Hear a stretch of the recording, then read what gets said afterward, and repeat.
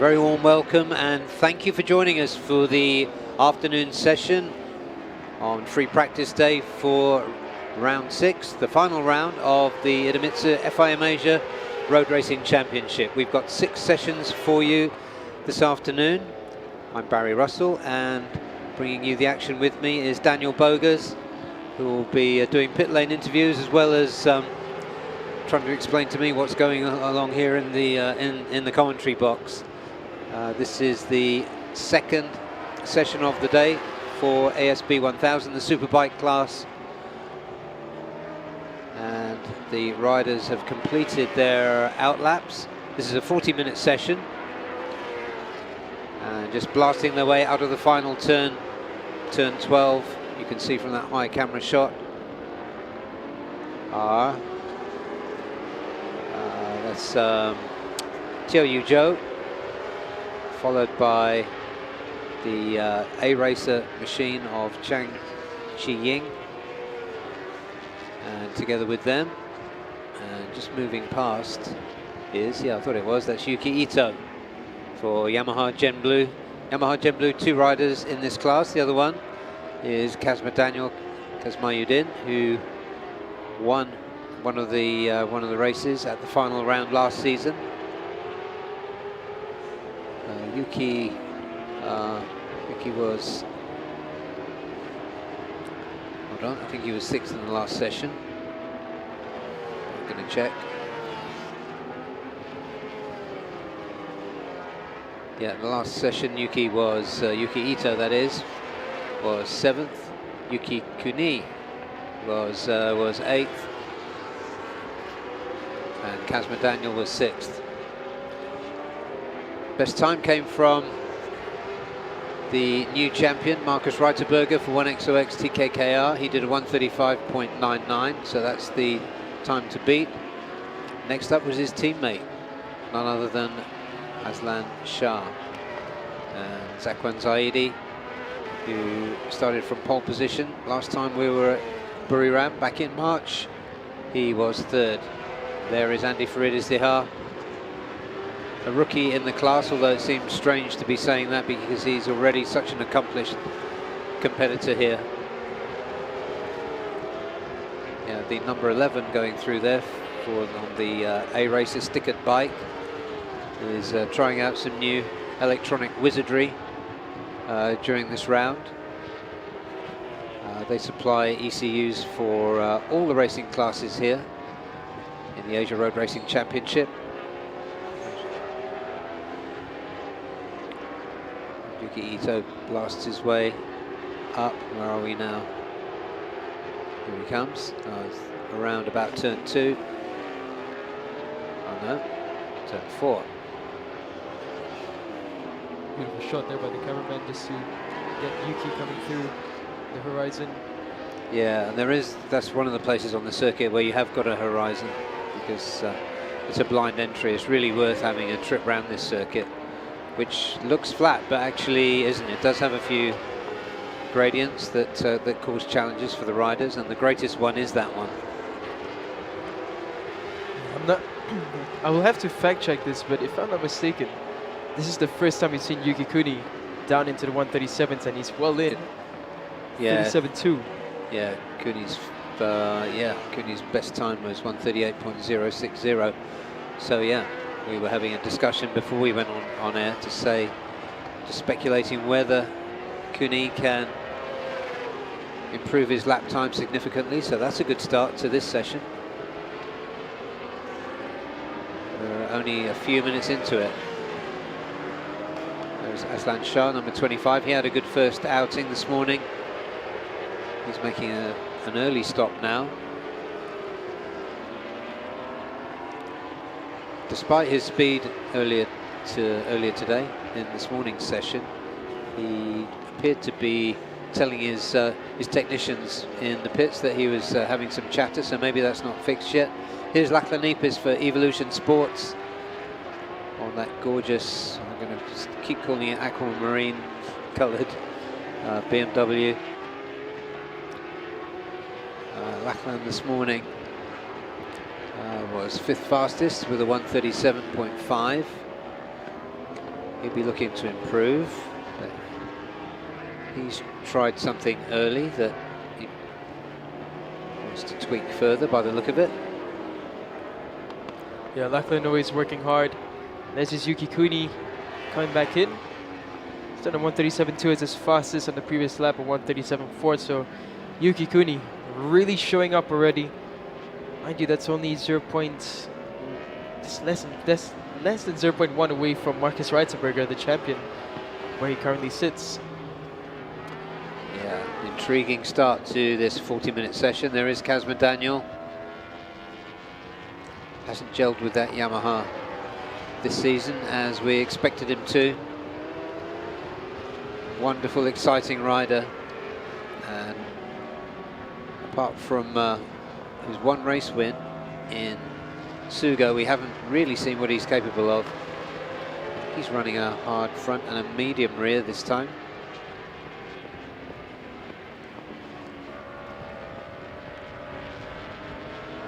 Around the speed trap is down here. These bikes are going through there. It is a tricky one, that. He ran wide there. So you approach it blind. You have to get all the, your braking done. Know exactly where you are on the track because it's really fast, fourth gear corner. Anyway, he's back. It's free practice, no harm done. And for now, Kosuke as well, he's improved his momentum, 138.3. So whatever was disturbing Kosuke is slowly going away. Zhang Qiying as well improving, 142.772 in this session. Yeah, Kosuke was surprisingly off the pace this morning. He's already faster than he was then. Yeah, Kazma, he thought about finishing the lap, but then he pulled in last minute to pit lane. There goes Zhang Qiying, who came into this with some trepidation as the A-Racer test rider. Oh my God, what am I getting myself into? Because where he comes from, there isn't a lot of superbike racing. A-Racer are a Taipei-based technology company that supply the ECUs across all the classes here. That's Andy Farid, number 23 for Honda Asia Dream Racing by Showa.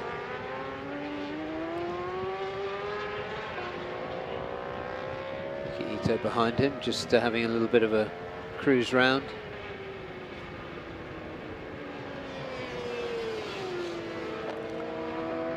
Nothing behind you, so he speeds up a little bit into turn 4, but this is not a serious lap for Yuki Ito. Aslan Shah is the fastest so far, 136.404. It's about half a second off the best time we saw this morning. And I'd expect with warmer track temperatures now for this session, this could well be the fastest session of the day. They'll be back on track for the final time at 20 past 4 this afternoon, so probably just be cooling off a little bit then. And we've often seen the fastest times of the day in superbikes set in the second session. Now still nothing from Zakhan, but he is coming out of pit lane now after about 14 minutes of the session. Yuki now going back to pit lane. Yeah, Zakhan's teammate there, Andy Farid. He's quite a few laps in already. In fact, he's got the Busy Bee award. He's done 8, which is more than anybody else. Yeah, he's just set the fastest lap time at 136.477, but on this lap he's gone on the green, and I think that's track limits as well. I'm not too certain if that area is as well, but for now, Andy Farid, stop pushing on this lap fully. Yeah, just orientating himself to make sure whether there's anyone around him. Superbly experienced professional rider, came through the Astra Honda talent factory, if you can call it that, but that's basically what it is. wonderful system they have for developing fast Indonesian riders. Yeah, I think that's the best term for them, a talent factory, because it's just non-stop. Yeah, and the latest star to pop off the line is the 250 rider, Veda Ega Pratama. Andy Farid won the Supersport 600 title last year. It came down to a tight final round battle with Helmi Asman. And it was Andy Farid who took the title. And then quite literally jumped on a superbike a few months later here back in March and took to it like he was born to ride a superbike. Yeah, Andy has just been spectacular, and right now it's just 0.073 away from Azan Shah. There was a first sighting in this session of Jakrit Swangsawat on that beautifully decked out East NJT machine. He's getting some air under the front wheel as he exits turn 12-2. It'd be good to have another look at Yuki Kuni, because he was getting a lot of air as well coming out of turn 1 in the first session. That might have helped him. I would say impressive by Toyo Joe. Even with that injured foot, he's only about a second away from Osama Mariai in 11th. Yeah, he was talking about the pain he's experiencing. There are a lot of nerves in your foot and your toes. And if you've never had a foot injury, then you probably won't understand, but it is really excruciating. There goes Zakwan for his first lap. It's a 1:37.5, but we know that could be much better. So he'll be heading out to try and improve on that. Yeah, Marcus is on an out lap, currently sitting third. No really business-like laps put in yet from Reiterberger in this session, not by his standards anyway. Jakrit Swangsawat, the Thai rider, who originally we got used to as a really quick 250, 300, 400 rider, and on superbike now for East NJT. They're so well color coordinated that I just would question the orange on his helmet. It does break up the nice design a bit. Yeah, and they're so. Oh, and that is. Is it Andy? I think that is Andy, because the KYT helmet. For all Andy, everything is going so well for him. That was on lap 10 for him, and that's right at pit exit. So was it while he was trying to exit the pit or exit the track, or was it just an error on the brakes? Yeah, we didn't see enough of that. All we can see is that Zakwan's getting his eye in now, completing a lap here. Second off the pace, but he's only just really getting himself to work this afternoon in the second free practice session.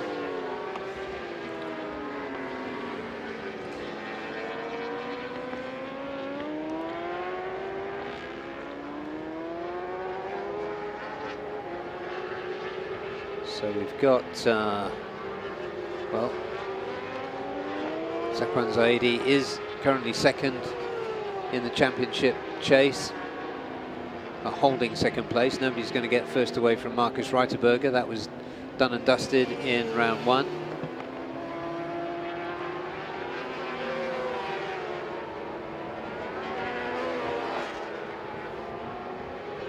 But we know how determined Zakwan is. He got pole position last time. He finished third and second in round 1.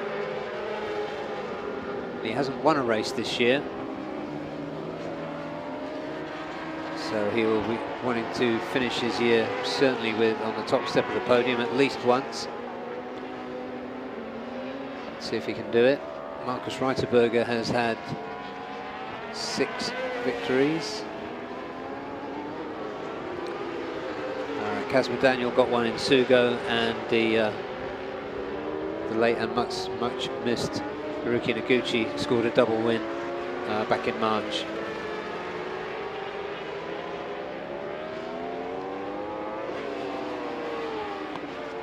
Zakwan, their fastest lap, 37.339 for the 2022 champion.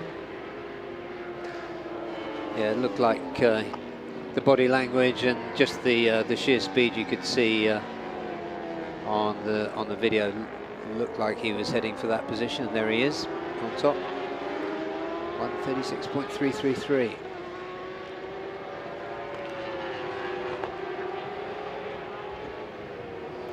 .34.8 was his pole winning time last year. Conditions are cooler, it's windy, so we don't expect to see times coming too much closer to the times set here in March. Back with Yuki Kuni now.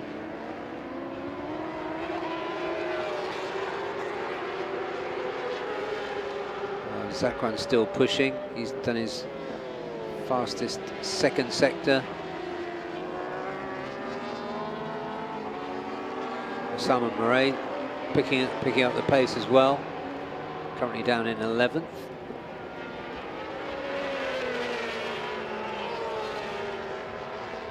This is interesting. So Zakwan, experienced Honda rider, now just slips in front of Yuki Kuni, the rookie Honda Superbike rider.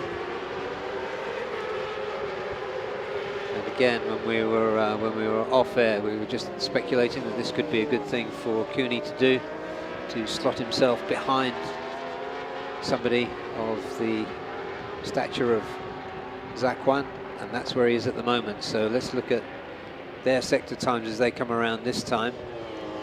Aslan Shah has done the fastest first sector and a decent second sector. Marcus Reiterberger back out now. Just under half the session remaining, 18 minutes out of this 40-minute session. Zakwan stretching away a bit from Kuni there. Marcus Reiterberger coming up behind him.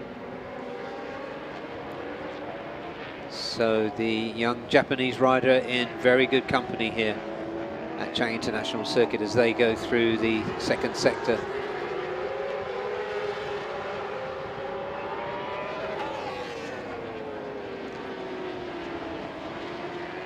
I was just looking at Marcus. Yeah, sorry, go on, Daniel. Yeah, sorry, just looking at Marcus, looking at his body language, he's really trying to get it on. And he's looking at Yuki Kuni there, who's following Zakwan.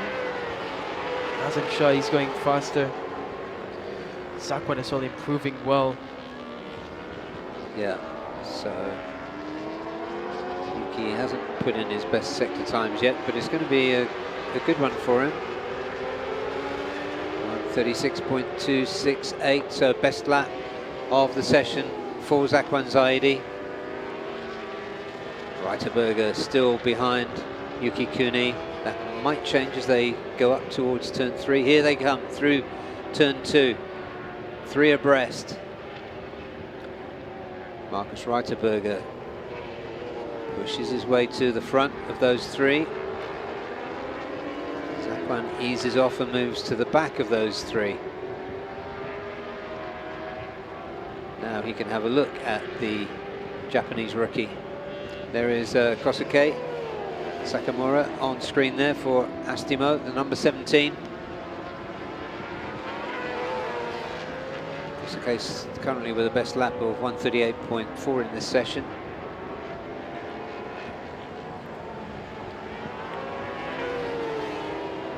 But it's fast and it's tight at the top with Zakwan, Aslan, Marcus and Andy within 0.2 of a second of each other. This is what we wanted to see coming into this final round. Championship title has been taken, but still a lot at stake. There's just lap time deleted there for Zakwan Zaidi.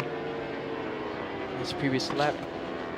For now, it's Zakwan, Aslan, and Marcus Reiterberger in the top 3. And he Farid in 4th. He's in pit lane currently. And Yuki Kuni, the new rider in this championship, is in 5th. Yeah, the top 4 covered by 2/10. Andy Farid being the 4th of them. Kosuke, what can he do? A decent first sector, but not his best.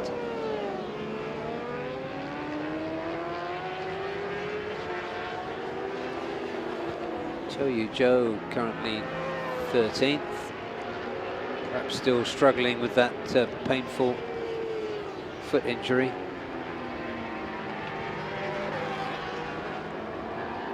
And now coming out on track is Kazuma Yukito, Jakrit, Chang Chi-ying, and Teo Joe. Yeah, so it really is just Kosuke who we can look at now. He did the Suzuka 8 hours for Astemo this year. Team finished 9th.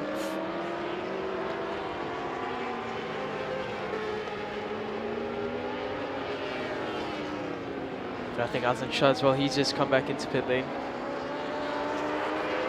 So for now, Lachlan Ipis is coming across now, and he does not improve his lap time, but he's consistent within the mid to lower 137s. Yeah, 5th earlier on. He looks okay at this pace, but he does want more. And he's got a lot of self-confidence. He knows, and the team knows, that he can do it. The team feel as though they have to step up. A different setup to what he was running in Australia. Tyres are different. And he takes a runoff into the huge car park that is the tarmac runoff area at turn 4. One thing I want to say about Lachlan Ipis' team is that they come really with great spirits. And I remember in Zhuhai when Lachlan had that crash, he was still in a good and positive mood. And I can't remember if it was his dad or his manager, but I had a chat with him, asked, is he okay? And he said, have you seen the size of the boy? I'm more worried about the track than him. Yeah, that would have been his dad. Yeah. Yeah, I mean, the team are really pushing themselves. I mean, they're a good team as well. They've got good technicians and so on.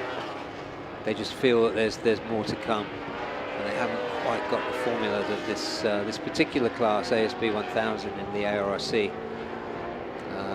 is requiring them to overcome. There is Kazma Daniel, another rider who needs to improve.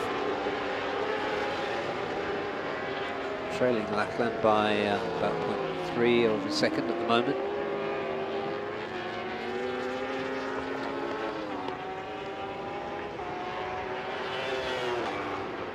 Kuni 137.1, so yeah, he's improved as well. Yeah, it's good improvements from Yuki Kuni. He's just slowly eating away at the time. He's not doing anything too rash. He's just taking his time, and he's doing it really well. Let's put it this way, in practice 1 he looked quick, and now in practice 2 he looks properly fast, 0.8 away from the top. And we still have one more practice session later on in the afternoon, so it's a really good outing for Yuki Kuni. Yeah, it is, and he put a lot of laps in this morning. He's the busy bee in this session too, 13 laps done.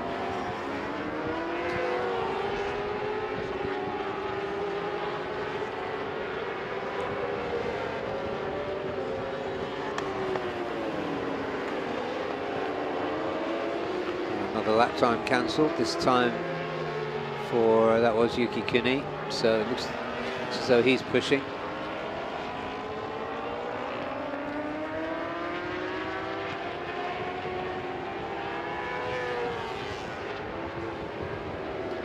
Here's a shot of Kazuma coming through.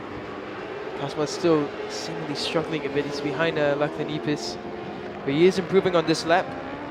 But Lachlan as well, he was on a good lap. I think Lachlan's gone back into pit lane. That's a bit of a shame because, oh no, he has come across, so I think Yeah, must have been a mistake in the last turn. Yeah, that was the last sector he was slow, yeah.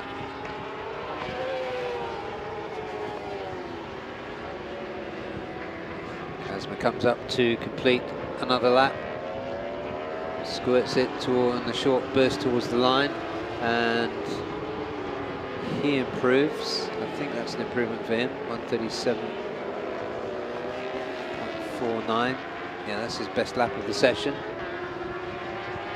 So he needs to keep his head down now and chip away at that time. There is Andy Farid. Another lap to complete for him.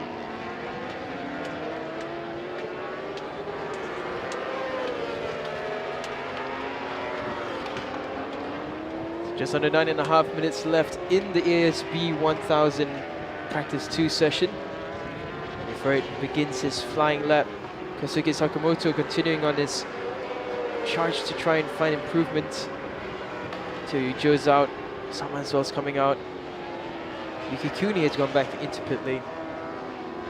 Yeah, as we can see, Lachlan is out.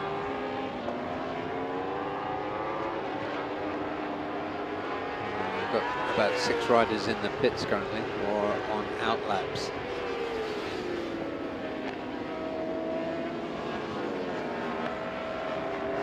Jackett's having a push, currently down in 10th.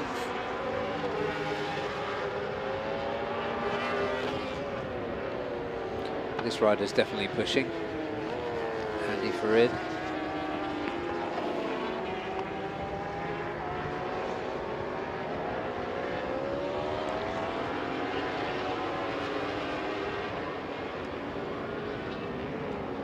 Andy now, he's just got his head down, he's focusing, he's not really riding as Zakwan at all.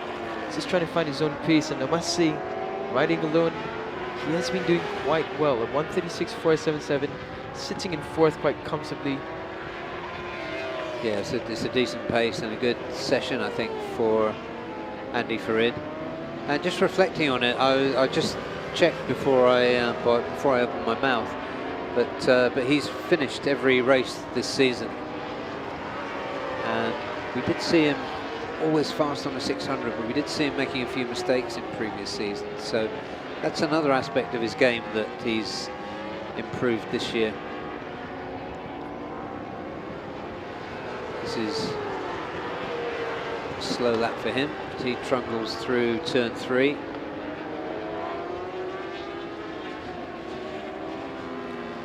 Even if you're trundling, you need to open the gas to get down that long straight. It's boring. I tried to walk around the track yesterday when I got to turn 3 and looked how far it was down to turn 4. I just started running. Yeah.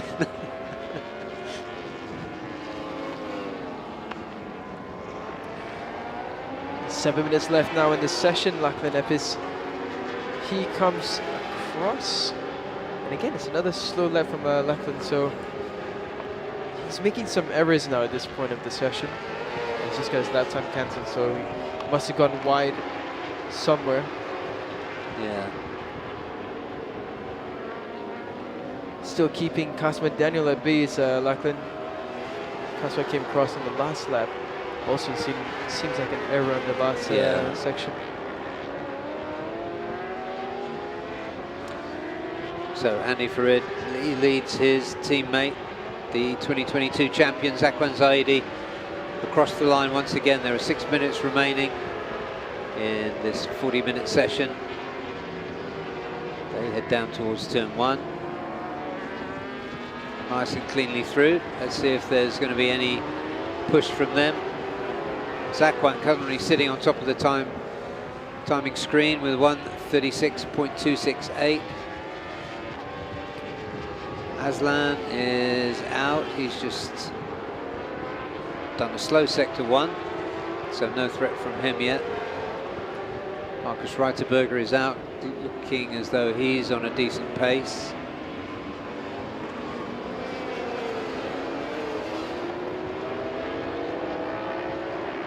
So they go Andy and Zakwan through turn 5. Sorry. 5, 6. Beg your pardon, they're on the back of the circuit.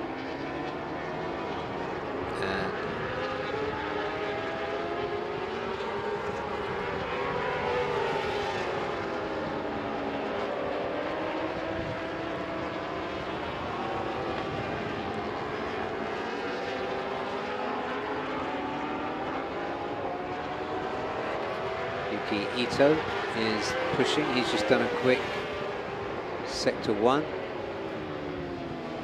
Jackret pushing as well. So less than 5 minutes remaining. Another lap done for these two. Andy Farid Izdihar, number 23. Zakwan Zaidi, number 1.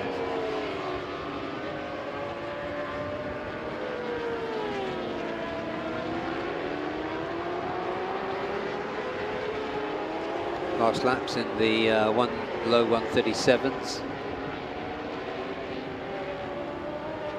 There's Lachlan Epis. He's pushing.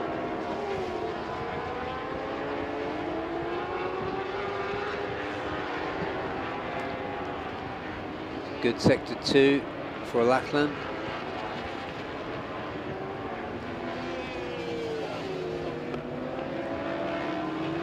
He goes through turn 9. Turn 10. Over to the right. Blast down towards turn 12. Anchors on. Down into first gear. And he comes through.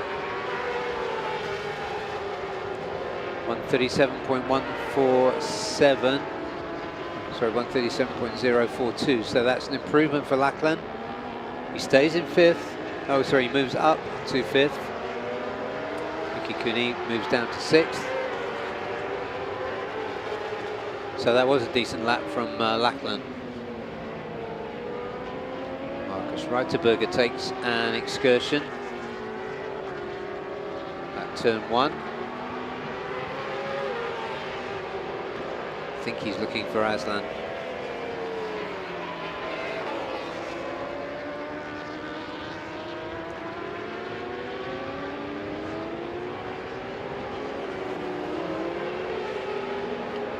So there is Aslan Shah. He's gonna push now.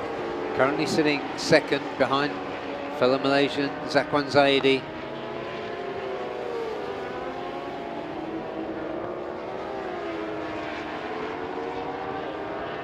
Exits turn 4 into turn 5. On the left side of the tyre for a long time.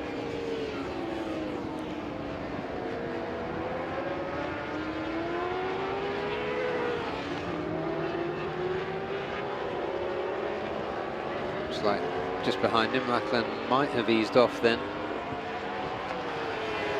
Yeah, Lachlan's moving out of the way.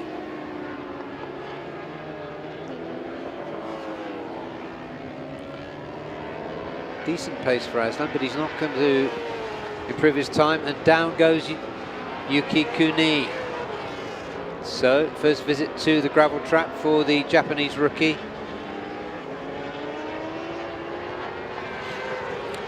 That's his session done.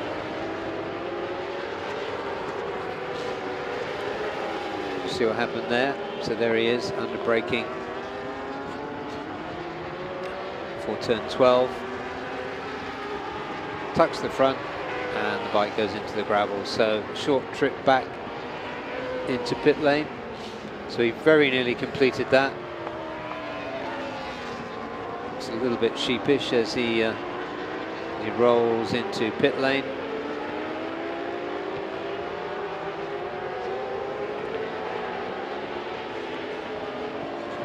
So Kuni's best time, 137.1, that's going to stick. There is the other Yuki, that's Yuki Ito. The Yuki Ito that we know and love so well.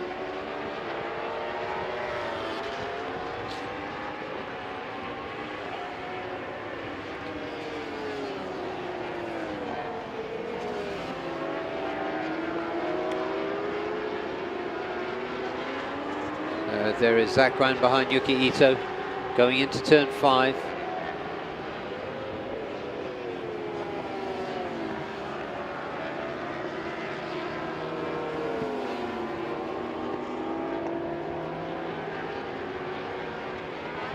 Neat as he normally does, Zakwan. Ahead of him is Yuki Ito, and ahead of Yuki is Andy Farid Izdihar.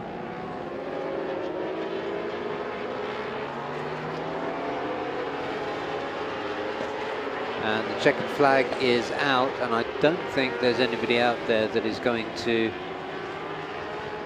make any alterations at the top of the timing screen. Andy Farid's going to pass the checkered flag for the last time, for a couple of hours anyway.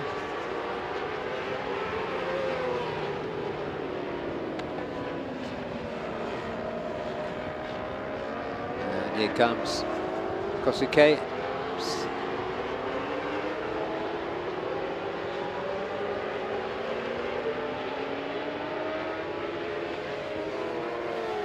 Jakrit completing a lap there.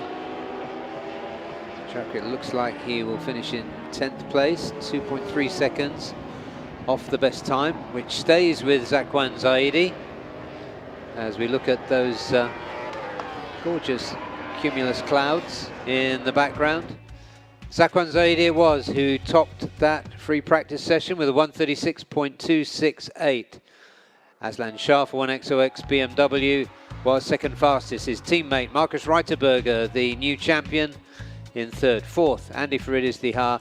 Fifth, decent session from Lachlan Epis for Evolution Sports. Yuki Kuni crashed late on, but finished sixth with a 137.1. Kazma Daniel seventh. Eighth, Kosuke Sakamoto for Astimo was eighth.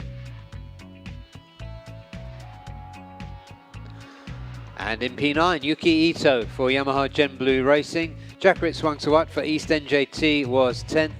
Osama Murray on the Victor Racing MLT Yamaha was 11th. 12th was Chang Chi Ying on the A Racer Yamaha R1. And Teo Yu Zhou, recovering from injury, in 13th. So it's a short break for us. The Underbones will be next out on track for their second practice session of the day. That's coming up in 8 minutes from now. In between, we'll be getting some information from pit lane, courtesy of Daniel Bogers. And we'll be back at 10 to 2 local time with free practice 2 for the Underbone 150s. You're watching the free practice day for the 6th and final round of the IDEMITSU FIM Asia Road Racing Championship. We'll be right back.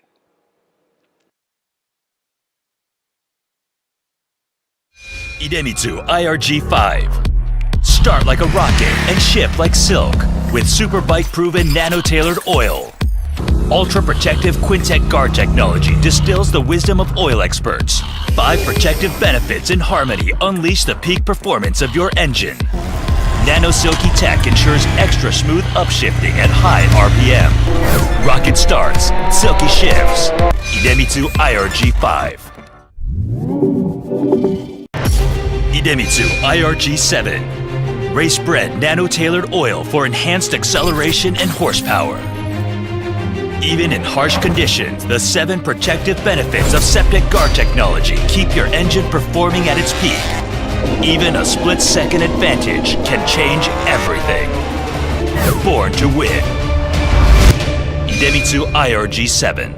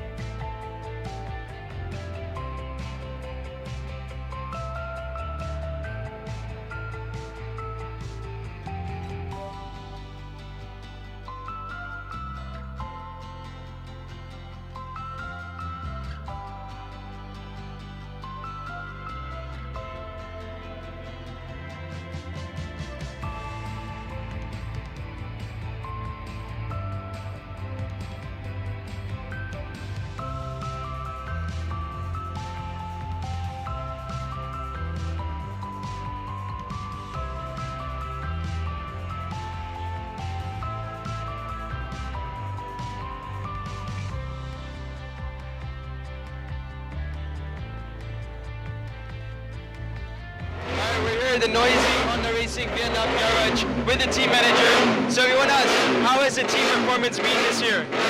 Our team performance this year improved a lot. From Thailand round, we still develop the bike and the riding skill. Until Sepang, we still have some problem about the engine. But from Japan, Mandalika, China, and now BURIRAM, we confident to get the podium. So we've seen improvements through this year. What are the plans for next year? The plan for next year that we still keep high performance riders. Also, we have a training program for young riders. Thank you so much. Good luck for this weekend. Thank you.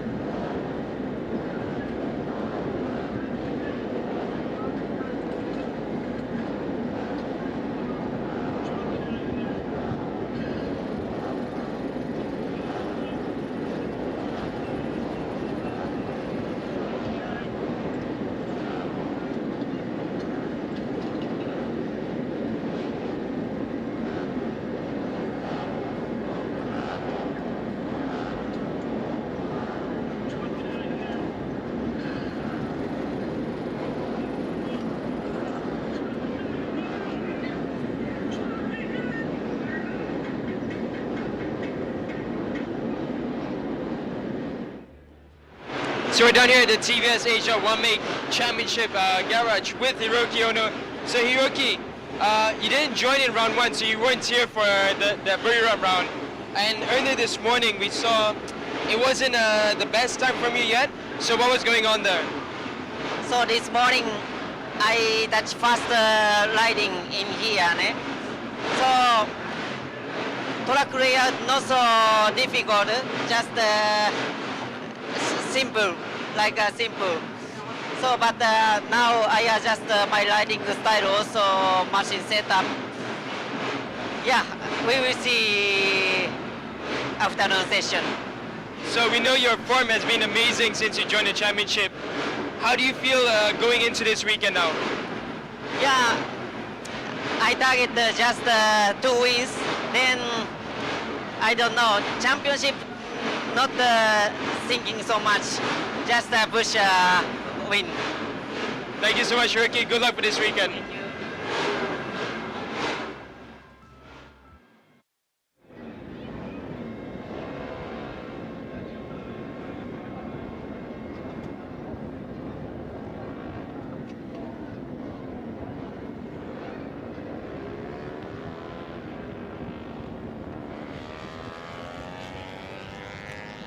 Great stuff there from Hiroki Ono. Just targeting a double win for this weekend. Nothing else he can do really, is there? And pit lane is open for the second practice session of the day for the Underbone 150s. What will happen after this session is that we'll take a look at combined times and then split the field into two for free practice 1 and free practice 2 tomorrow.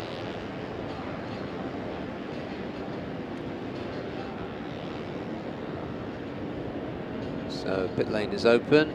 There is one of the Vietnamese riders with Pirapong Louis Boon Peng, and the whole field quickly joining them. A lot of these underbone bikes, as you can see in the background there, are coming out of the garage just close to pit exit. There goes 157, the very rapid, very exciting Murabil Vitoni. Fahmi Bassam 222, April King Moscado, who was rapid this morning, second fastest in the first session of the day, just 0.2 slower than the ever rapid Afisa Rofa. There is Akir Aziz, who was so strong in Zhuhai. So many of these riders are going to have a say this weekend on who wins the championship. Speaking of which, Nazrul Izzat leads the championship by a clear 44 points. There is only one rider capable of catching him, and that is Shafiq Rasool. What that means for Nazrul is that tomorrow he needs to finish 9th, score 7 points, and then he will be out of reach of Shafiq. And for Shafiq, being 44 points behind, he needs to do the same thing that Hiroki Ono was talking about. He needs a double win to stand a realistic chance of winning the title. And Nazrul will need to have a pretty miserable weekend in order to lose it. Nevertheless, it's game on. There are 15 riders in this class capable of winning. Both those contenders risk having a lot of points taken off them. Shafiq Rasool won here. He won race 1 back in March at the start of the season, and had a 13th place finish in race 2. Nazrul was 5th and 12th. Nazrul has never finished on the podium here,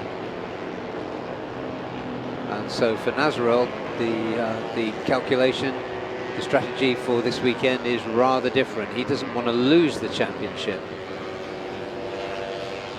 so he's going to need to stay with the leading group and finish as best he can without getting himself into trouble. And there he is, the number 87 championship leader, Nazrul, being followed there. If I can just read the number on the wobbly camera. There is Nazrul. Camera just looking up at him there. So if we get some front end chatter from that Uma Racing Yamaha, we're going to see it. But he's just running gently around at the moment. There's Fahmi Bassam, exciting rider, who showed his mettle, showed his speed in Zhuhai last time out. There is Akir Aziz and Afif Amran on the light blue Cardinals Racing machines. Number 178 running with them there is Nguyen and Tuan. There is Fahmi looking for some room on track. This session is really important. There'll be a cut-off for the fastest 12 riders who will go through to qualifying 2 tomorrow, and the others will go through to qualifying 1, and the fastest 2 from that qualifying 1 session will go into Q2. But then it's not over, because the fastest 10 of those qualifiers will have a Super Pole shootout.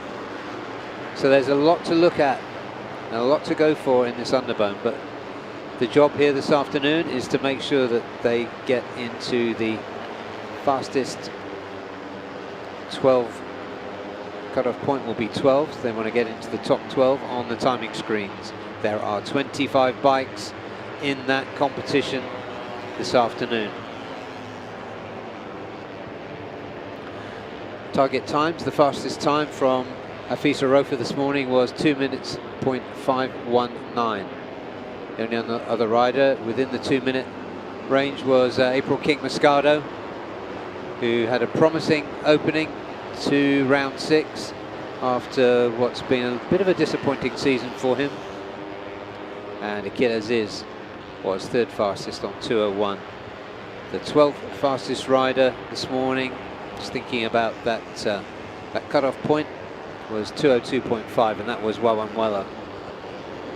Wawanwela, one of the fastest riders in this championship.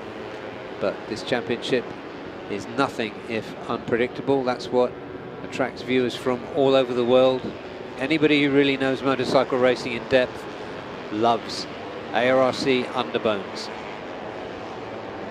And over the course of the weekend, if you're not already a convert and you stay with us, you soon will be. Number 50 there, that is FIM Ran. He did the first 4 rounds in 600s, and now he's back where he's most familiar to us. Underbone 150s, multiple race winners, including here at BURIRAM. There is a championship leader, number 87.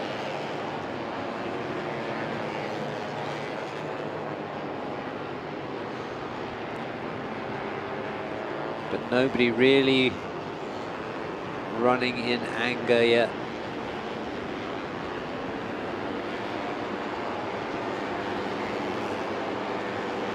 And these riders coming into pit lane. If they want to ride slowly, then pit lane is the place to do it, so that's a good move. Waiwaji Trilaksana was just ahead of them.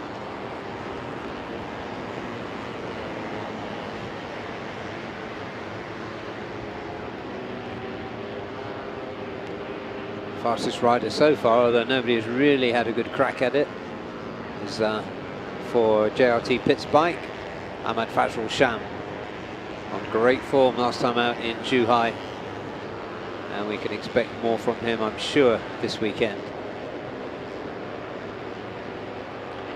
I went out to the pit wall just before this session started, just to get a feel for what the atmosphere is like outside. And I thought the wind had dropped, but it looks like it's picked up again now. See anything that's moved, anything that will move, being quite vigorously blown around now. There's Nazarul, just taking a pause, nothing more. Now he goes behind another one of the Uma bikes.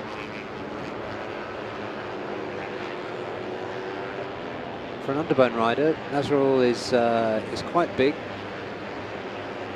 quite tall, you can see there, but he does know how to tuck himself in.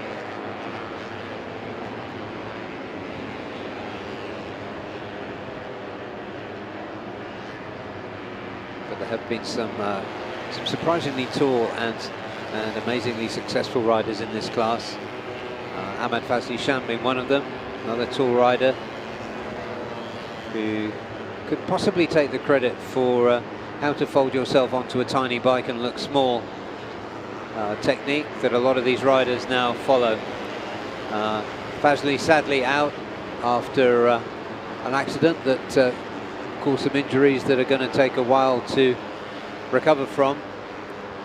But his brother Fazrul Sham is out there doing him proud.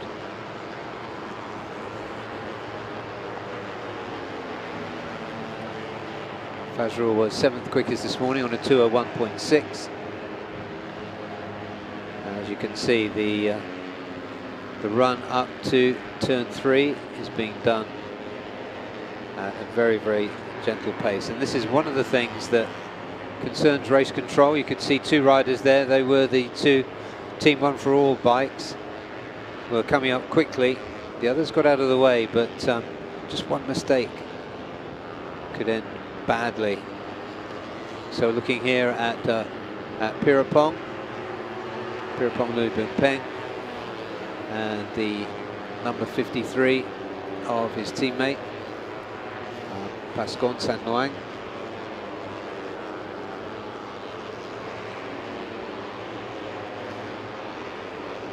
So those 2 working together for now. Pirapong, an ARRC Underbone race winner. Experienced rider, just lost track of where his teammate was. He's letting Pascal go in front of him, and he's backed right off and is running off the circuit. So fastest time so far is 2:03.552, which belongs to Pirapong. But based on the lap time set in the cool conditions this morning, that wouldn't be good enough to get you into the top 12 and therefore into tomorrow morning's Q2 session. That's Arayagaska, number 338, who put himself on the podium first time out. I think he's 13-year-old.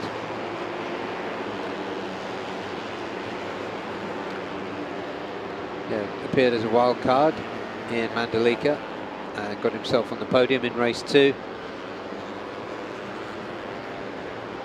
Nazarul still looking around, still having a think about what to do, and I think he's going to put himself into this group and run around with them for a while. It's about time we saw some decent lap times coming in. Wawamuelo has moved to the top of the timing screens with a 2:02.6. So the next time these bikes come around, especially the group on your screen now, we'll probably see some changes on the timing screen, which indicate that business is about to be done. That's Haziq Farouz, number 27, running wide. Somebody else makes it through, dips inside of him. The Uma Racing bike with the purple leathers there, that is April King Moscada, who was really good this morning,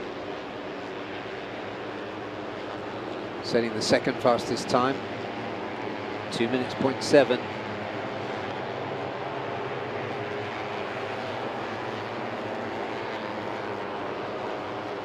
Pole time last time out for Underbones. Set in Super Pole was 2:02.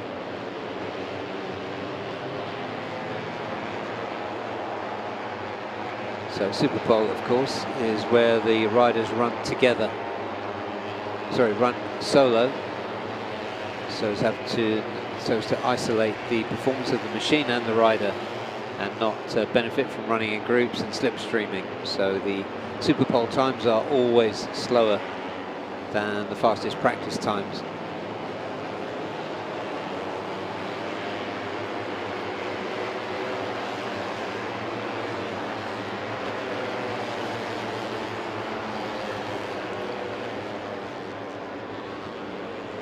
This group speeding up. There are the two championship contenders on your screen there.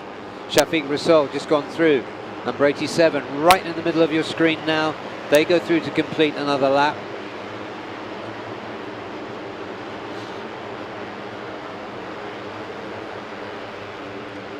And Akid Aziz moves to the top of the timing screens. The rapid Akid Aziz. Nazarul, the championship leader for 2023, has got Wayuaji Trilexana, the 2022 champion, just behind him as they came through turn 1 then. But the best time now goes to Akid Aziz, 2:01.278. And we are just coming up to the halfway point in this session. Fahmi Bassam is next best, Wawamuelo following him, and Gubita Krishna in 4th. Fajrul Sham is 5th, and Mohammad Nurgianto, the Indonesian, is in 6th. Wayuaji, we've just heard from race control, has had the last lap time cancelled for exceeding track limits. So the vigilance in race control continues to ensure fair play. There's some of the fastest riders in the class here going through your screen, about 10 or 12 of them, too many to mention, before the shot changes. And the shot we're looking at now is, we're looking back at Nazarul Izzat.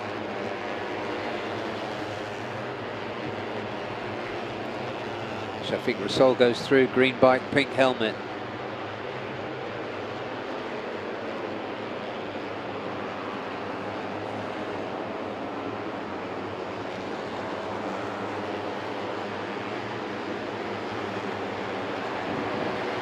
So it's action all the way now. There is Mura with Tony, 157. Very quick. There is number 17. Another bike to look out for. That's Haziq Farouz.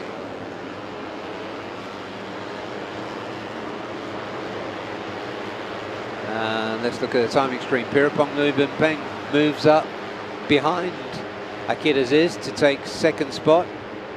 Just 1/100th of a second slower than Akid Aziz.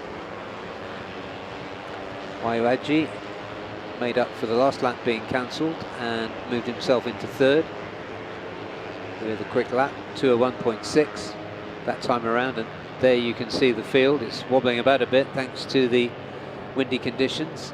Shafiq Rasol is fourth, Hafiz Arofa is fifth. Those two riders were the winners. Race 1 and race 2. Last time we were here at Chang International Circuit back at the end of March.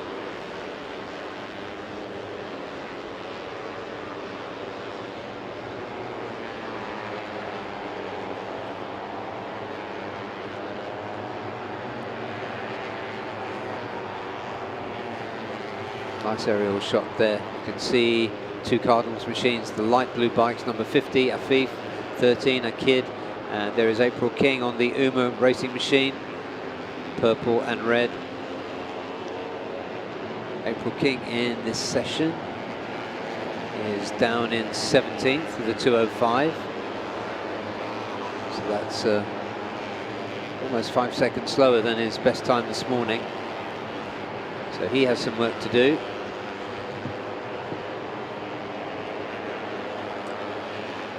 Although the 2:02 time that he did this morning on combined times will be enough to get him into the second qualifying session tomorrow.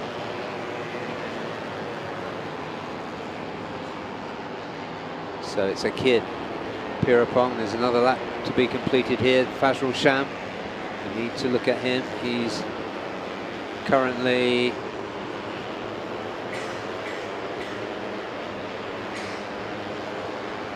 so there goes Akid Aziz, leading on the timing screens at the moment.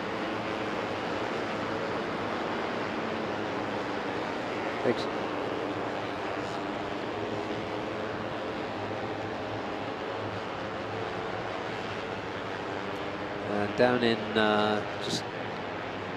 just looking down below the cutoff point, we've got one or two riders, including Pacharagon, who are competing in the Honda Thailand Talent Cup. So busy weekend for a couple of these riders. Pacharagon is one of them. There he is, number 32. Having a busy day. Best lap so far, 2:05.1. Yeah, Pacharagon, really busy weekend for him. Thailand Talent Cup does do quite a number of laps, and partaking in the Thailand Talent Cup and the undergoing 150 will be a big task for the young rider, but he has shown potential. Yeah, it's good. I mean, they're obviously both light, fast motorcycles, but very differently configured. What would you say are the differences between riding an underbone and a conventional bike with a tank? Yeah, I mean, I think it depends on the riders. Like, especially now with the new hump addition that you can add on to the underbones. What I've heard is that it really helps replicate a tank, and I've sat on one of those before, without the hump and with. And yeah, the hump makes a huge difference, and I would say that it's almost the same now. Because Muzakir, as you can see, ever since he has been able to have the hump, he can ride the bike like it's a tank bike, dropping the shoulder the way you would with a tank bike. So I would say now the underbones are closer to that similar feeling. Yeah, running the same tyres, of course, as well.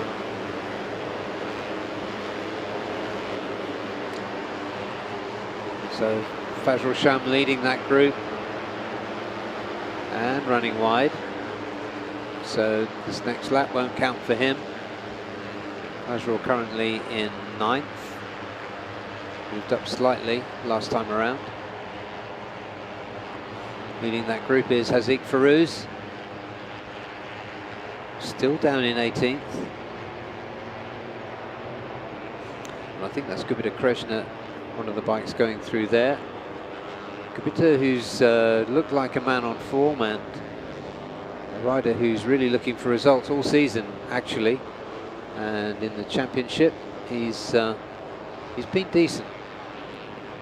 Currently 4th with 2 podiums, one in Sepang and one in Sugo.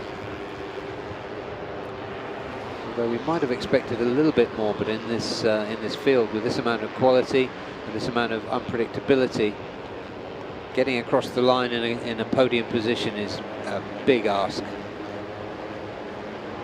Especially at a track like this with such a technical last turn.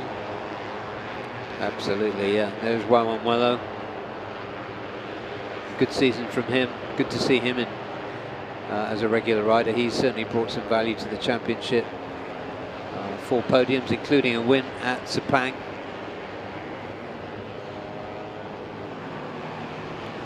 Just tracking Haziq Farouz.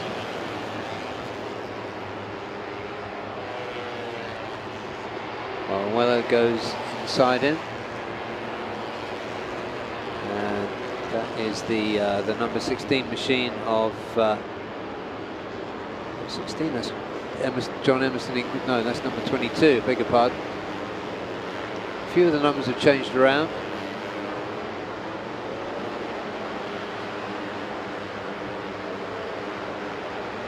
Akir Aziz still sits at the top with that 1.22.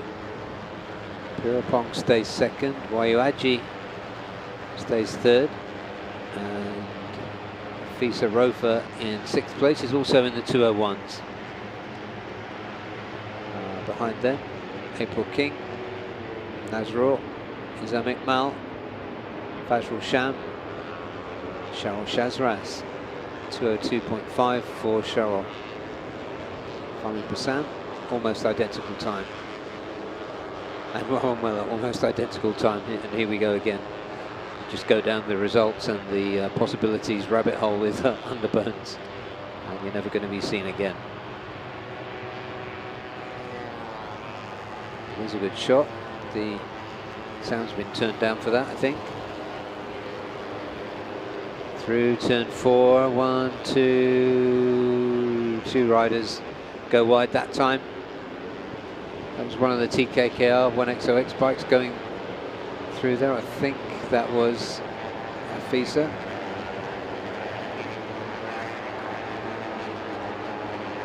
Fisa quickest this morning.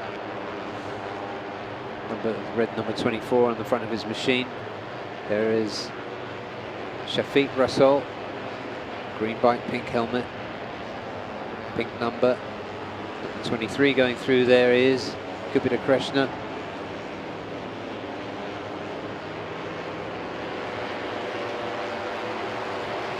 It's a big weekend for Shafiq. It's an even bigger weekend for Nazrul.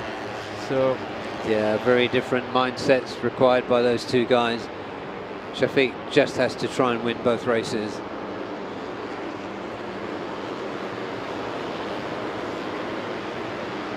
it's going to be a big ask because this Underburn 150 race is just always unpredictable. And yeah, it's all about who gets that whole shot into the last turn and whether or not they can hold on to it till the end. Yeah, especially when you need so much momentum. So it really starts from turn 4, turn 5. You've got to get all your marks right, so you can get a good run down, and then you've got to get the right line and try and find a gap. It's just a huge ask to finish on the podium in this class, no matter how quick you are. Yeah, that's why when Akid did what he did in the last run, it was just unbelievable. And for now, Shafiq Rasul taking it to the top, a 2-minute .891 for Shafiq Rasul. Yeah, so more than 2/10 clear at the top. Well, there's a quality grip for you. Gupita Krishna, Haziq Farouz, Fajrul Sham, Murabul Vitoni. Any of these guys could be on the podium this weekend.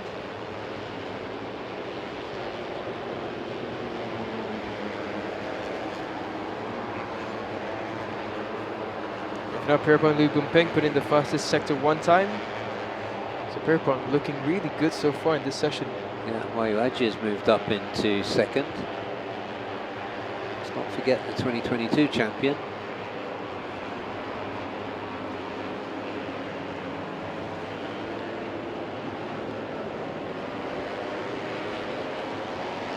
Wayuaji will be looking to get in a proper strong finish to this round. Yeah, disappointing in Zhuhai for Wayuaji, no points for him. He'll want to pack up for the season with some good results for sure.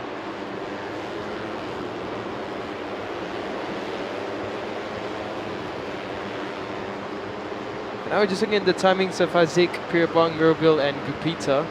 As they come across, Gupita improves up into 9th. Haziq Faris has found his way into 16th. Yeah, I'm surprised that Haziq is down in 16th. Seems to be running with fast bikes, and we know he's a quick rider. But anyway, there he is. Timekeepers don't lie. It's a good bit of Krishna there, taking a wide line through turn 3, looking for a bit of a slipstream and perhaps a slingshot out, but he had to back off to avoid running into the back of the bike in front of him. And that again is a problem on these bikes. If you have to roll off the throttle, it's going to take you several corners to catch up again and get your momentum. Yeah, it's a real trick with these underbones. You have to get the rolling speed always through. You want to keep on the gas as much as possible. And that's why going to turn 4 is always interesting. They're almost full chat all the way through. It's just really unbelievable, the corner speeds that they carry through there. Yeah, it absolutely is. It's a former 250 GP rider, an Australian, who was testing. I think he might have raced once or twice 400s in the domestic championship. Used to go through turn 4 flat. Yeah, it really is. This layout really brings in some amazing scenes, and yeah, it lacks elevation, but it's got a good mix of everything. Yeah. Yeah, really close in there.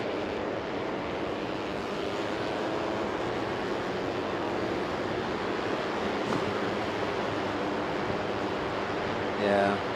This will be the last time around for these riders. The checkered flag will be out next time they come around. Hafisa Rover has moved himself up into P2. Nazarul Izzat, the championship leader, has moved himself up into P3. The riders being pushed down are Akid and Wayuaji. So this is the push for the times that will take them straight into qualifying 2. Turn 3, take a look at the variety of lines here. 15 bikes, 15 lines. But at the top, 1XOX TKKR, Shafiq Rasol and Hafisa Rofa, race winners from last time out. Nazarul Izzat, championship leader. Wayuaji in P4, 2022 champion. Pierpont just getting amongst the 2 1XOX TKKRs. One of the bikes ran off there. That might have been Pacharagon.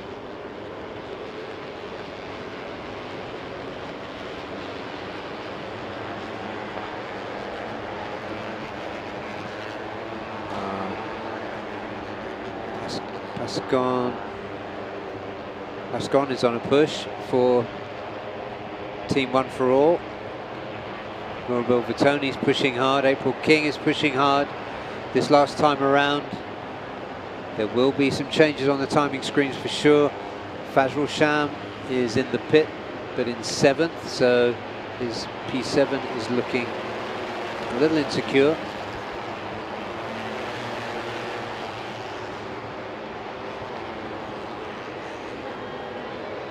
So here we come. down into turn 12. That's Nazarul there, looking back at him. They cross the line. Shafiq remains first. Afisa remains second. Nazarul remains third. Wayuaji remains fourth. Kid Aziz is in the pit, but nobody has displaced him.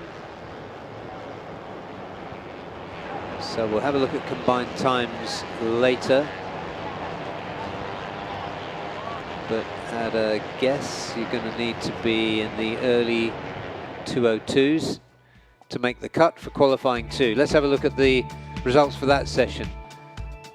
Race winner last time out at BURIRAM, Shafiq Rasol, 2 minutes .098. His teammate for 1XOX TKKR, second, 2 minutes .665. Nazarul is at the championship leader with a 44-point lead in third. Wayuaji Trilexana, 2022 outgoing champion, fourth. Fifth, Akid Aziz, sixth. Pirapong Luibun Pen for Team One for All.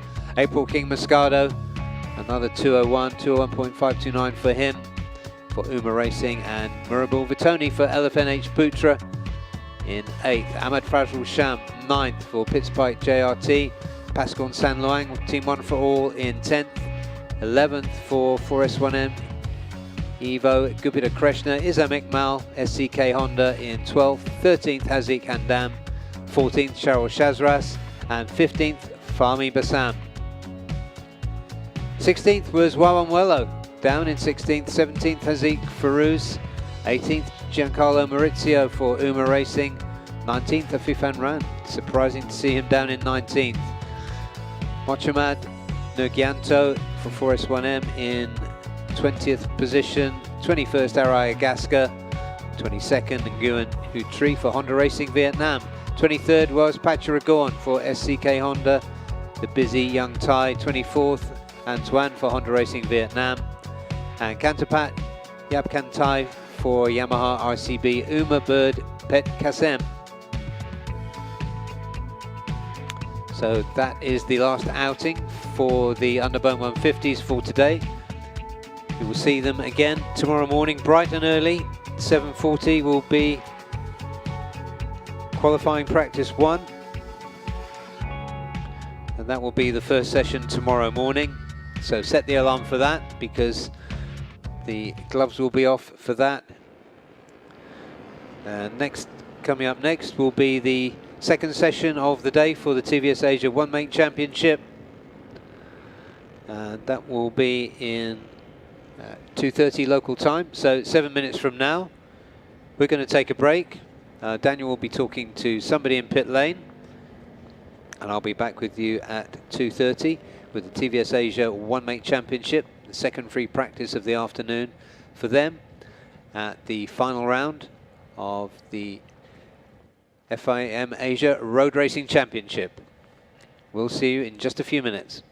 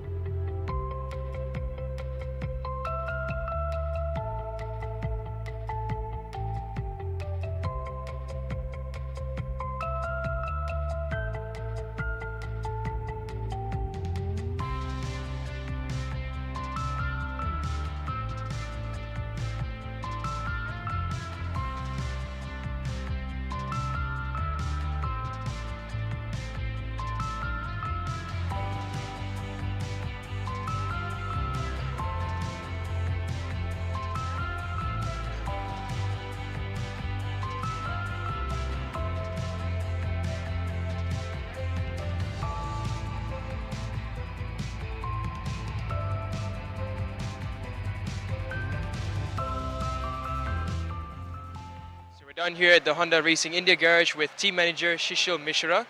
So we would like to ask you, last season, you guys scored 50 points after 10 races. This time, 27. So could you tell us about maybe what could be the difference for the reason for the points? In last year, we continued our riders and they had some good experience. This year, we have 2 new young riders who are like Mohsin riding for the first time in international championship. And it didn't went well because one round Mohsin didn't participated. He had injury back home, and we had some not good results in Malaysia. That's why we are having very less points. But definitely we are improving a lot, and next year we'll bounce back. I mean, you have the Calvin who joined this season, and he's been brilliant. How do you rate his performance so far? He's been very good. He's performing more than our expectations. And of course, he's been practicing hard for this championship in back home and training outside country, like going to Japan and every places. So of course, he'll be a good rider, and next year definitely he's gonna be in top 10. Beautiful. Thank you so much, and good luck for this weekend. Thank you so much.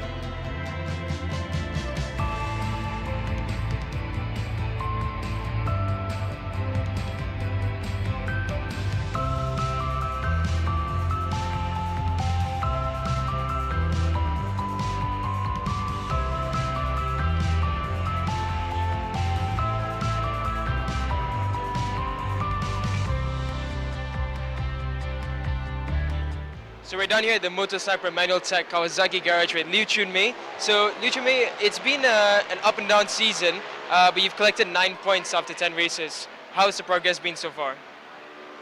I always setting this year I hold top 10, but I know maybe a distance, but I want try to best.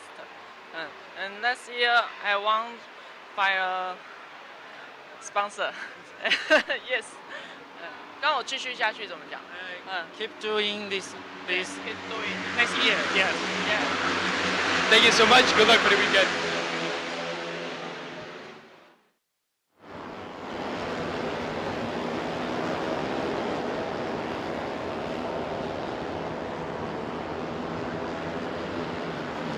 Yep, it's good to hear there from Liu Chunmei, the rider from Taipei in the Motor Sniper Manual Tech team. 3 bikes, of course, entered in that category, more of which in the next session that we're with you for the AP 250s. However, now we have 16 minutes remaining for the second practice session for the TVS Asia One Make Championship. As with the Underbone 150s, the free practice times are calculated on a combined basis and count towards who goes into qualifying 1 and qualifying 2 on Saturday morning, tomorrow morning. So these bikes are out and moving briskly, it seems, in the early stages. 15 minutes remaining. Going through there was the defending champion, Borapong Malahuan, who's busy this weekend. He's busy trying to win a championship. He's busy being the project leader for this series and the rider coach. And he's taking care of a superbike entry for ARRC, who've got a bike in the ASB 1000 class. But let's stay with the TVS Asia One Mate. This is a fascinating championship battle that's going to play out this weekend. There are 5 riders capable of winning, and there are just 23 points between them. 50 points up for grabs, of course, between race 1 and race 2. It's Muzakir Mohammed, who is the championship leader currently on 148 points. Behind him is fellow Malaysian Ramdan Rosli, and behind him is the defending champion Borapong Malahuan. So those are the top 3, and just behind Borapong is Deki Chano Aldi. Deki we have to say has faded towards in the last few rounds. Not quite sure what it is, but he seemed like a precocious talent that was always challenging, always snapping at the heels of the more experienced riders in this class. But that snapping and snarling we saw from him hasn't come in the last couple of rounds, so we're hoping we're going to see that again.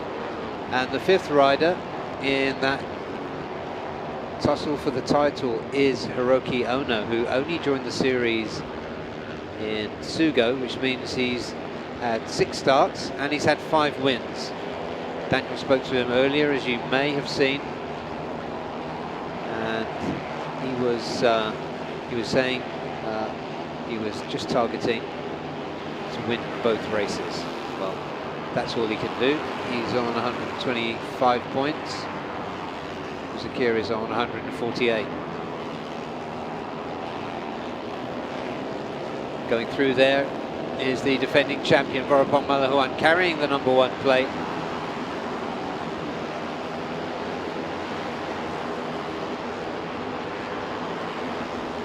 He was very quick on the final sector there, Borapong, which is all important because races in many of these, if not all classes here, are won at the final turn. Tight battles throughout the race, and they are often decided at the final turn. Muzakir, the championship leader, has just gone top with a 150.727, and he was very quick through sector 2 and sector 3, the more technical parts of the circuit. If you can get those right, then you can get really fast out of turn 11 and on the run down to the crucial turn 12, then you could, well, earn yourself a race win. Anyway, 150.727 for Muzakir. Second up is the exciting Indian entry, Sartak Chavan, currently second with a 150.905. Just checking his time from this morning. Sartak at 151.6, so significant improvement for the Indian debutant. Hiroki Ono is currently third. He normally leaves it late in the session, like literally to the last lap, before he puts in a really fast time. But he's making a slightly earlier showing. We've got 11.5 minutes left before the checkered flag. And Hiroki Ono is already getting down to business. Daniel made a great observation earlier, was that he spends most of the sessions going fast in one or two sectors and then backing off in the other one. So and then putting all three sectors together as fast as he can right at the end. But he's now doing it this time around. He set his fastest sector times last time around, and he's moved himself up into P2 behind Muzakia. Fastest speeds through the trap on the rundown from turn 3 to turn 4. Fastest has been Ramdan Rosli, 200.3 kilometers per hour.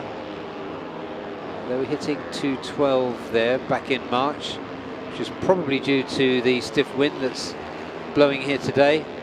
And there is number 16, Hiroki Ono, running there with Muzakia Mohammed.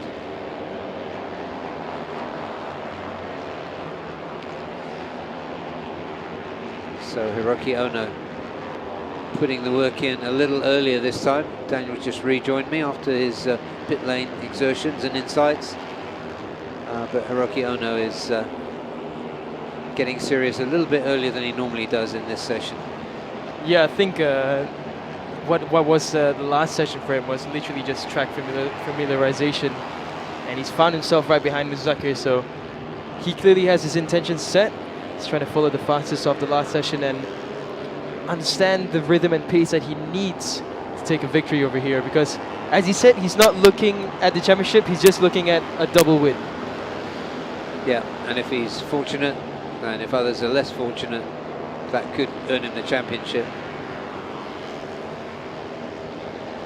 There is the leader with 148 points, Muzakia.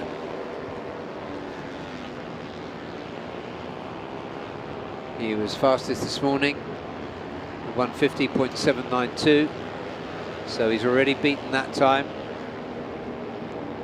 And Sartak is in the 150s as well, currently in third. So the tip-off that we got, you need to watch Sartak, is proving to be good advice so far. You know who this could really play into is Hiroki. If Sartak can give a disturbance to the force towards Muzaki's charge, Hiroki Ono could be really in it for the championship. Yeah, there are so many variables when 5 riders are capable of winning, and then you've got other quick riders like we appear to have with Sartak, like Piawat, Darren Pog. He can show up as well. So can Arshad Rushdi, Tayo Sato, and another rider that's been quieter than I would have expected this season, Fugo Tanaka. He's down in 12th with a 152.5. Anyway, this is the pointy end. This is Muzakia.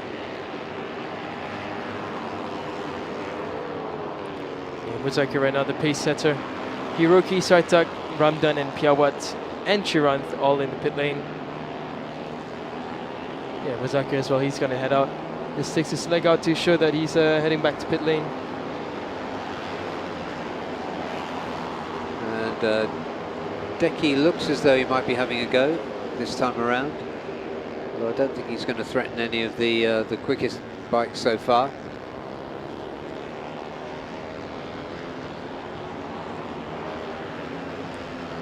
Yeah, Deki just needs to find that feeling again He's just been out of touch this season. Yeah, that's Cohen Chang. Yeah, it's been a funny, sort of mystifying season really for Deki. Podium last time in 2 second places for him in Sugo. But apart from that, low scores. We're just looking there at the Filipino, Kerwin.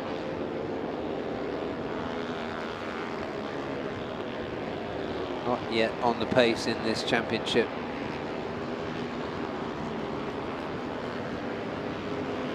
Yeah, Kerwin, we had high hopes for the young Filipino, but I think he's just been adjusting this season again.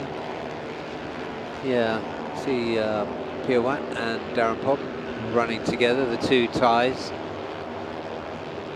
I mean, when you're in a one-make championship, you don't have a teammate as such, do you? You just have a whole bunch of enemies. Yeah. As much as you'd say perhaps riders like Muzaki and Ramdan, yeah, they get along well together, but I'm sure either one would love to win the championship, so friendships end as soon as the helmets go on. Yeah, for sure. That is Piawat, the first of the riders into turn 12 this time around. Behind him he's got Darren Pobb, number 14. And the number 5 just going through there is Arshad Rishti, who has put himself on the front row in the past here at BURIRAM.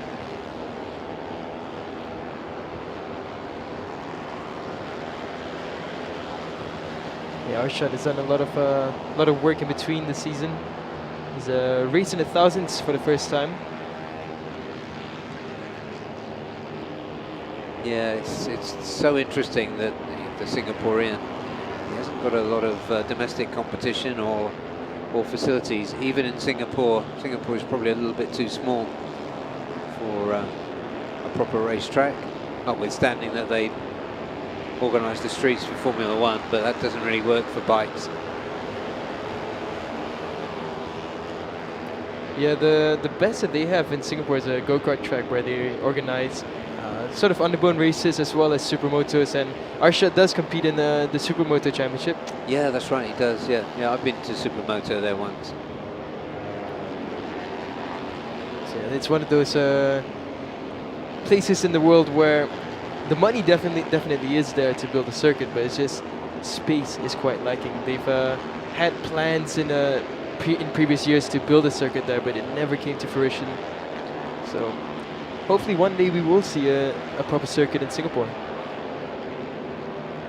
Yeah, I just feel sorry for the people who would be displaced in order to build it. Singapore once again has been ranked at as the most expensive city in the world. I would imagine the only way that they would really be able to do it is if they were able to build a man-made island just to accommodate a circuit. Yeah, it'd have to be reclaimed land, wouldn't it? Yeah. Something they're familiar with, but yeah, true. Back here, Muzakir still at the top.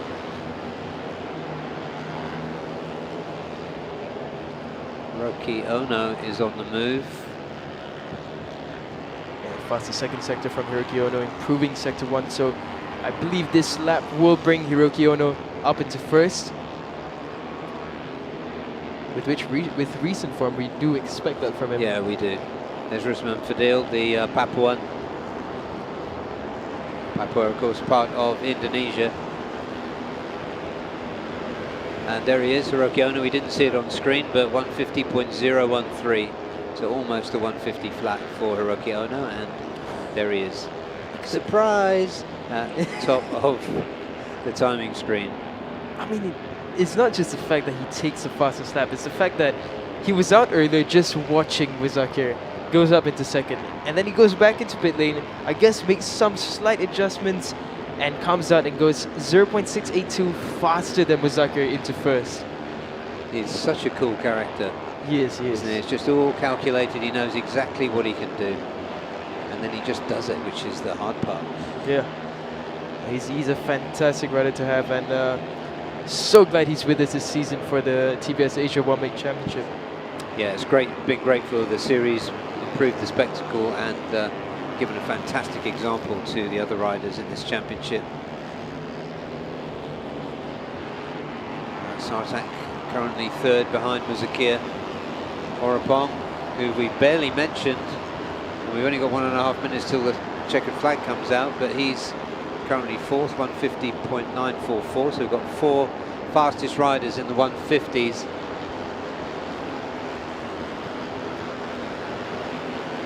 There goes Fugo Tanaka, number 3. Tanaka down in 12th.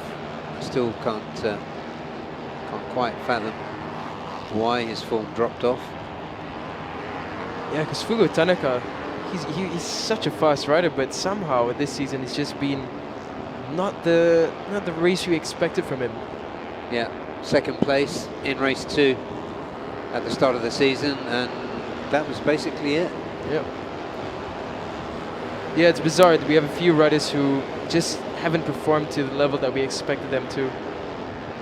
There is Hiroki Ono, who has most definitely performed to the level that he expects of himself and that we've come to expect of him too. That's a nice shot, isn't it? Looking the run up to turn 3. Certain angles of this Chang International Circuit is absolutely beautiful. Yeah, I'm sure, I haven't spoken to the director, but I'm sure they've changed some of the camera angles and made it look a lot more, just a lot more interesting. I've noticed more, you can see what gradients there are here, you can see those a lot clearer. Often cameras, or normally cameras, flatten out angles, don't they? But I think they're doing an amazing job here. Well done, guys. Yeah, shout out to the director. These are amazing scenes. Ramdan also in the hunt in P2 in the championship chase is in 5th. Haven't seen too much of the Malaysian. This lap won't count for Hiroki Ono. There he is, the number 16. Yellow Dayglow helmet. But he doesn't need to do anything else. He just needs to get himself, well, he's in Q2.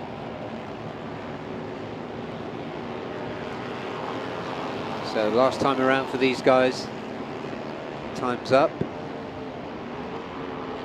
And whatever he does now won't count because he did run wide.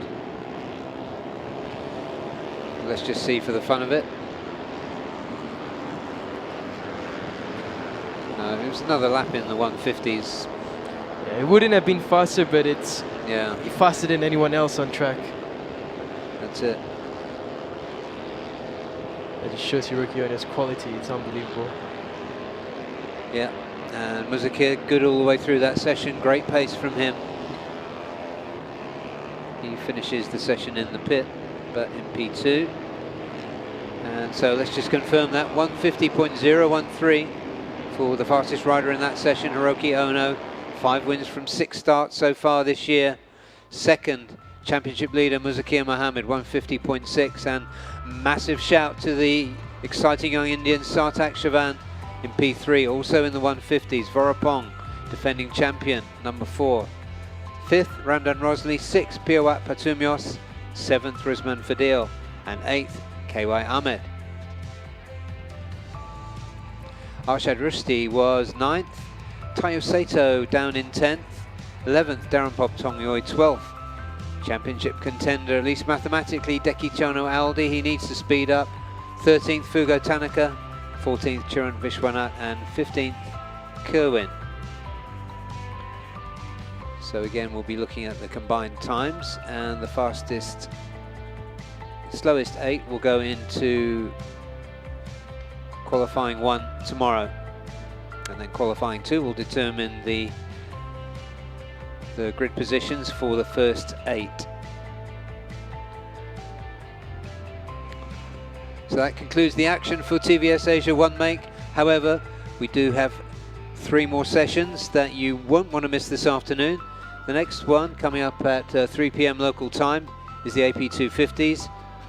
Following that, there'll be Super Sport 600, and then the third session of the day for ASB 1000. So stay with us. We will be back at 3 o'clock, which is in about 6 minutes from now, with the AP 250 session. This is Friday, free practice day for the final round of the 2023 IDEMITSU FIM Asia Road Racing Championship.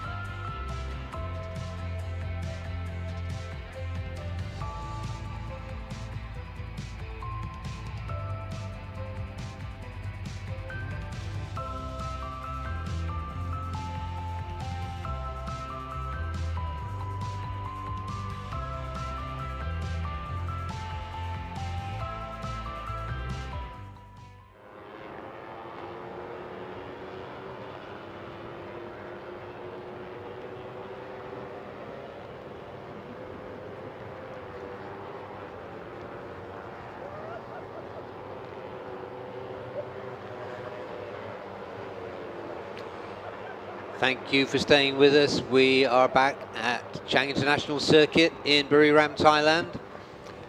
It's Friday afternoon, the 1st of December, and that means it's free practice day for the 5 classes in this final round of the IDEMITSU FIM Asia Road Racing Championship. And on track now are the AP250s, the 3rd and final time they'll be out on track today.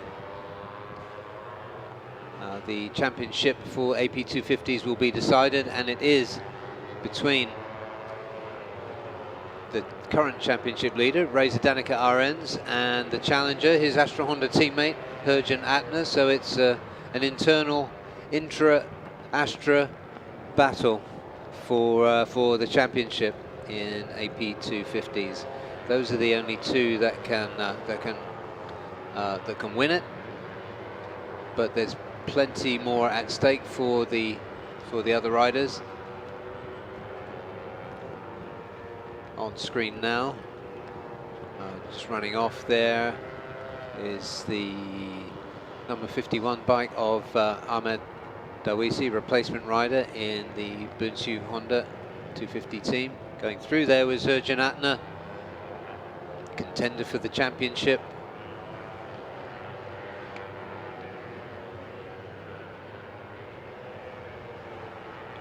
Yeah, it's going to be interesting between Herjan and Reza.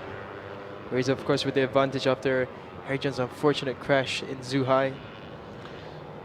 Yeah, a rare mistake for Reza. It's just not what we expect from him, and that's the standard that he's set over many seasons now. Definitely the senior rider in that garage.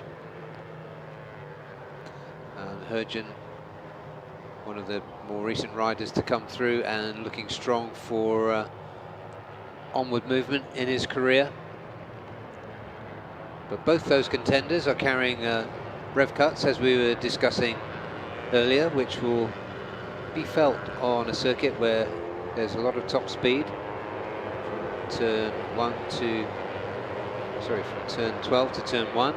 So on the start-finish straight, then from turn 1 up to turn 3, and then from turn 3 to turn 4. That's when it'll be felt. So those riders, that one on your screen there, Reza Danica and Herjan Atner, will want to put themselves in a place where they can get a tow to make up for the loss of top-end power.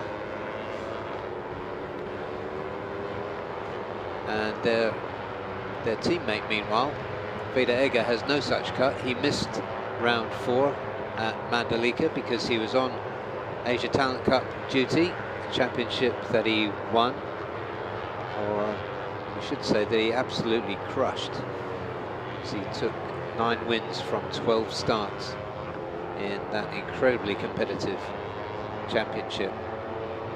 So a bright future beckons him, and in the immediate future over this weekend, he's going to take some beating here at Chang International Circuit, in my opinion.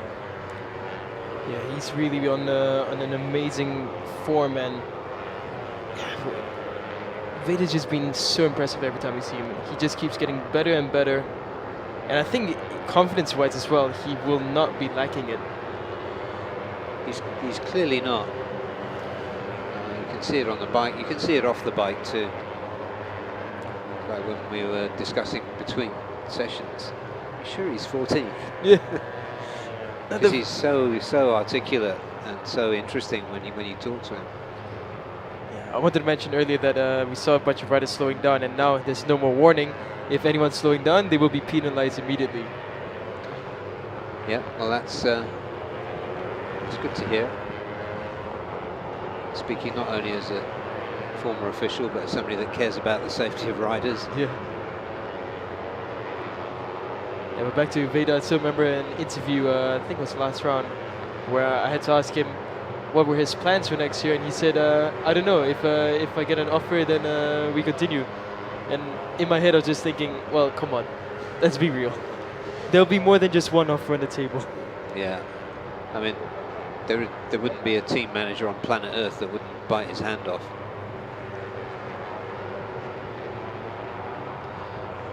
It's great to see such extraordinary talent come through and showcase itself in such a competitive championship as this.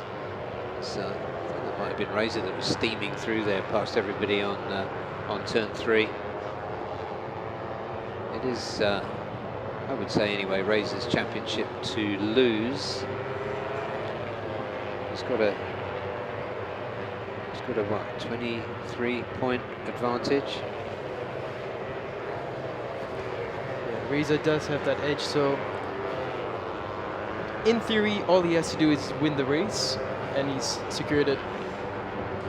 But in a race situation, you never know.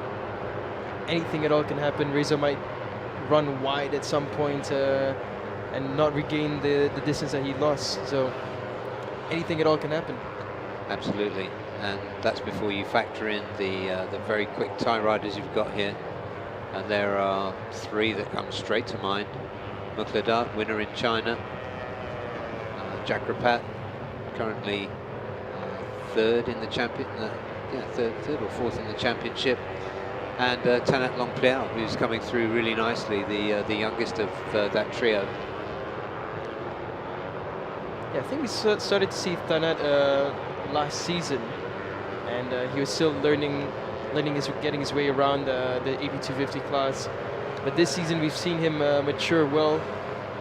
It's really been good. Yeah, and there is the rider we were talking about, 14-year-old Indonesian, Veda Ega Pratama. Wouldn't be an exaggeration to call him a prodigy.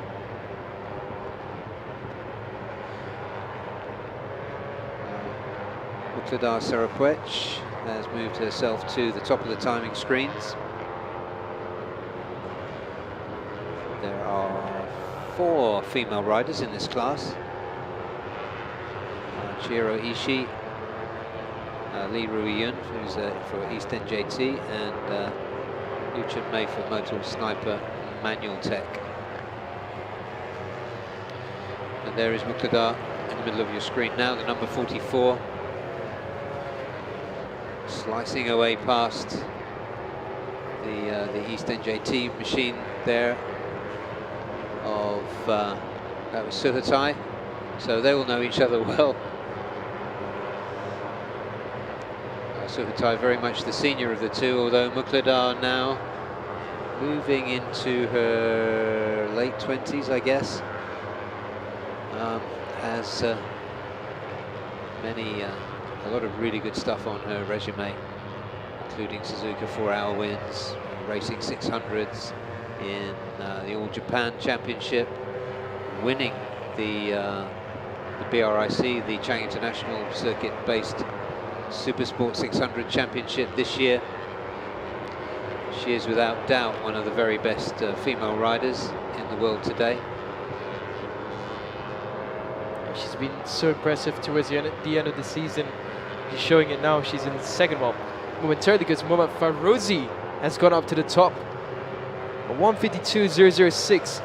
It's been a while since we said Yamaha in the AB250 is fastest in a session. Yeah, they've been competitive the last couple of times out, and that's been good to see, but this is even better if you're neutral and a fan of diversity and seeing more than just blue, the greens and the reds on your screen. Then we've got some blue in there now. So hats off to Ferozi Torakatula. Chihiro Ishii, the number 27 there, just behind Mukladar.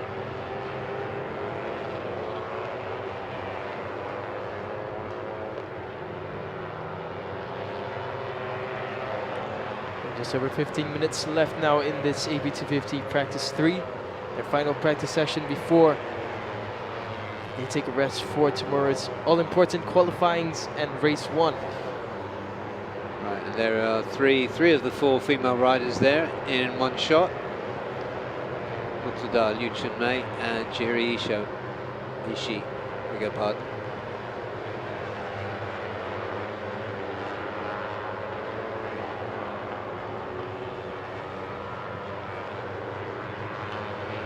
Jakrapat moves himself above Ferozi at the top of the timing screens, 1:51.8, the best time for him. Just another big flash from on the timing screens for all the riders. No slowing down, or they will be penalized. Race direction being really serious now.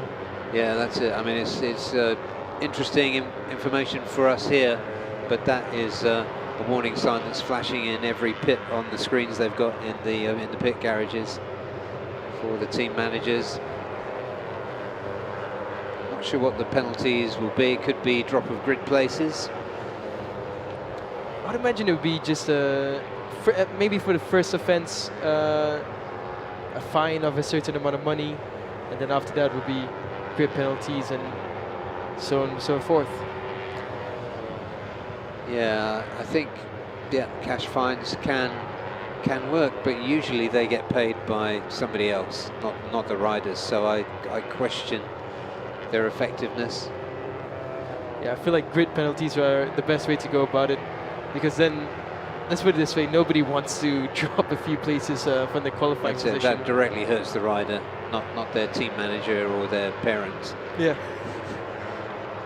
Frankly. So, just over halfway in this 30-minute session, third of the day for the AP250s.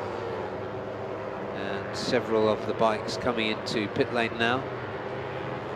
Mukladar stays out.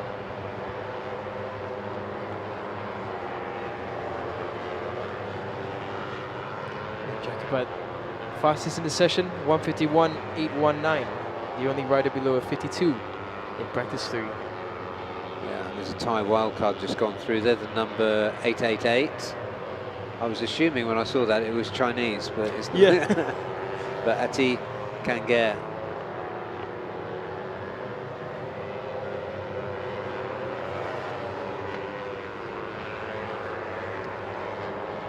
Nugroho going through there. He was quick earlier and still going okay. 152.7 his best time. So a second or so off the best. Cal Vietnam 153.3 his best time, but he has done a lot better than that. Earlier in the day he did a 152.8.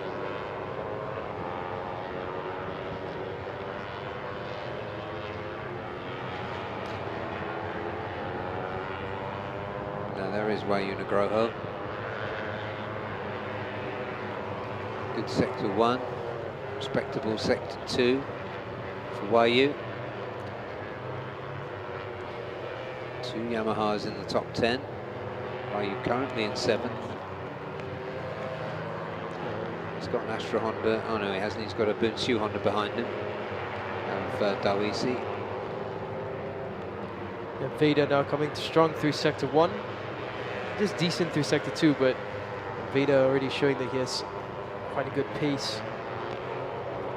Expect him to be in the fight for the victory.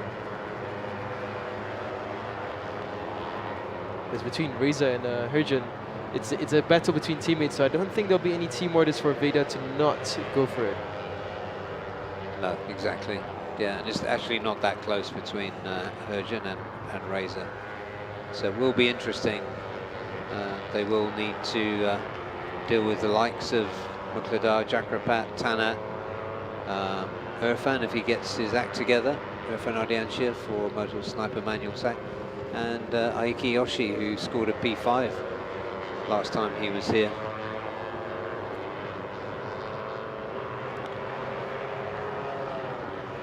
But the story of the season so far, Reza 3 wins and 7 podiums, Herjan 4 wins and 7 podiums.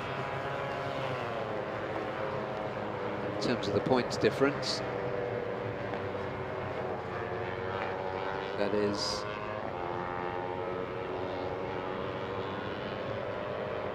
'23, yeah.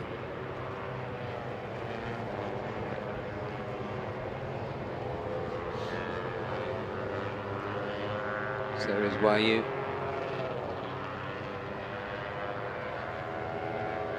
Dawisi. And 193, the Vietnamese rider.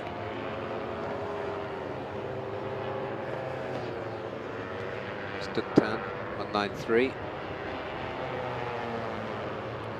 It's been a decent session from Wahyu actually, even though he's down in 7th, but almost every other lap he finds a bit of improvement, and I feel that that's the most important thing, just with each session just slowly claw that gap away.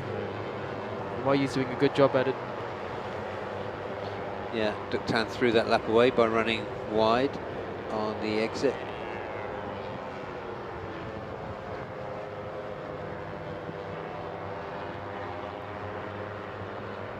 Staying with the two quick riders in front of him. And yeah, it's still windy.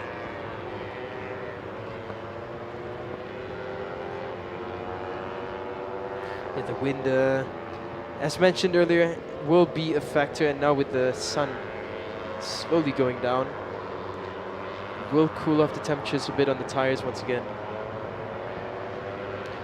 Yeah, with the Super Sports and 1000s to come, we'll probably see a few more soft rear tyres. Yeah, that's expected to be the choice of the weekend should the weather be this way. I think tire degradation won't be the biggest of issues. No, it won't be degradation, will it?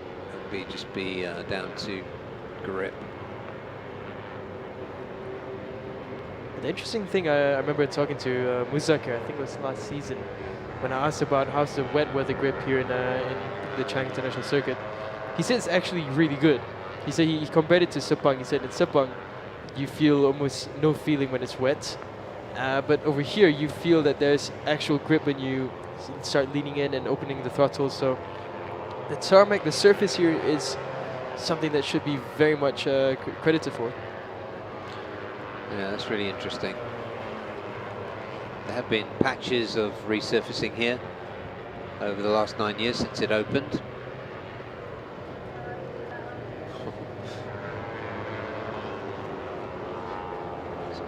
Dawisi getting it nice and squirmy under. Oh, I beg his pardon. That was Idlan getting it squirmy under braking.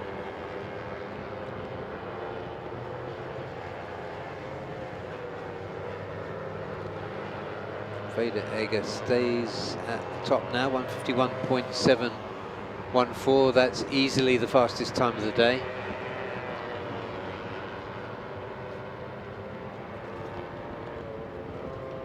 Yeah, Vader 151.7 is really good. Jacobat, his previous lap time 151.819.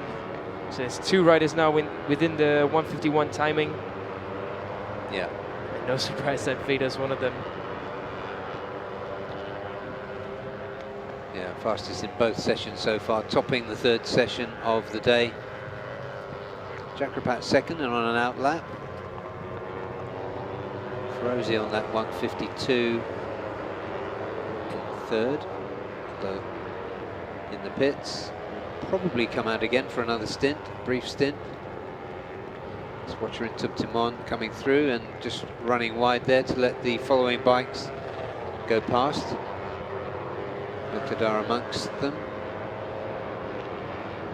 I think that's Idlan following her.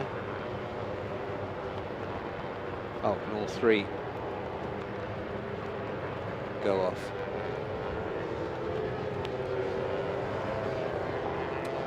So maybe they're just going to go for one or two more flying laps. But I can only imagine the tut-tutting and shaking of heads in race control at the moment.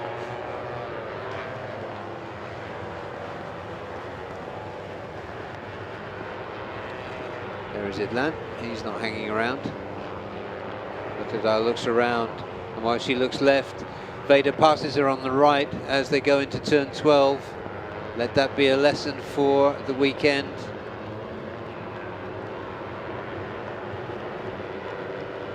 Muqtadar currently fourth. She might be going for a quick lap now. She's going to follow Vader, which is tactically a good idea on her part.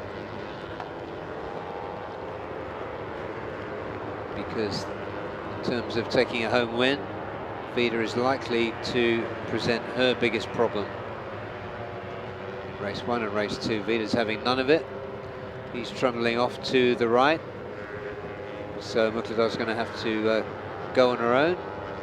So that didn't work. Might have been a good idea, but the 14-year-old already too wise for that kind of shenanigans on track.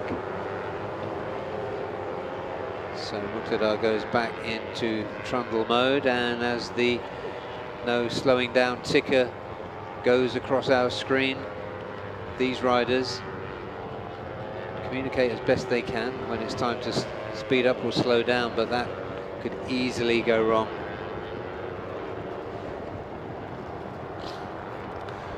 Riders running wide. This is scrappy stuff with 4 minutes remaining, 4.5 minutes remaining.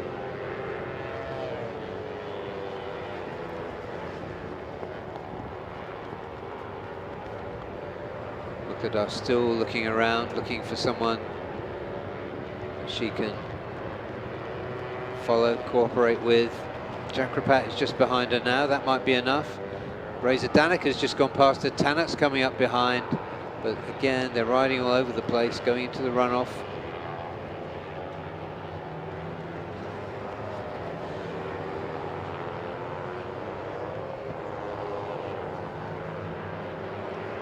Zirfan Ardiansya cutting across turn 11.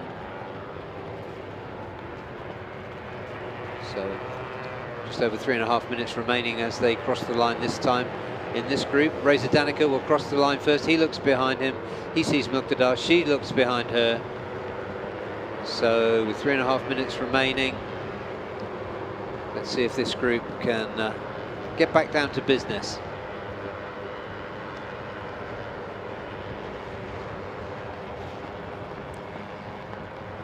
So the order currently is Veda, Chakrapat, Ferozi, Muqtada, Herjan, Reza, Wayu, and there is Herjan. Looks like he's taken a tumble, so he won't improve. In 5th place, probably in good enough working order to get back to the pits. So let's have a look. So that's coming into turn 12. And away it goes. That's it. Nice and close to pit exit. So the lanky Indonesian picks it up, and that's his session done. 2.5 minutes remaining. Out of the riders on your screen, nobody particularly on a quick lap. They're going to have one more crack at it after they complete this one. Here's Wayu getting some movement in that Yamaha, and again, so he's pushing hard. Wayu currently in 7th. There's Cal Vietnam. He was second in the second practice session this morning. There goes Muqtada up the inside of Liu Chun Mei. She starts her final lap because the checkered flag will be out next time she comes around. And Liu Chun Mei tries to hitch a ride with the more experienced Muqtada.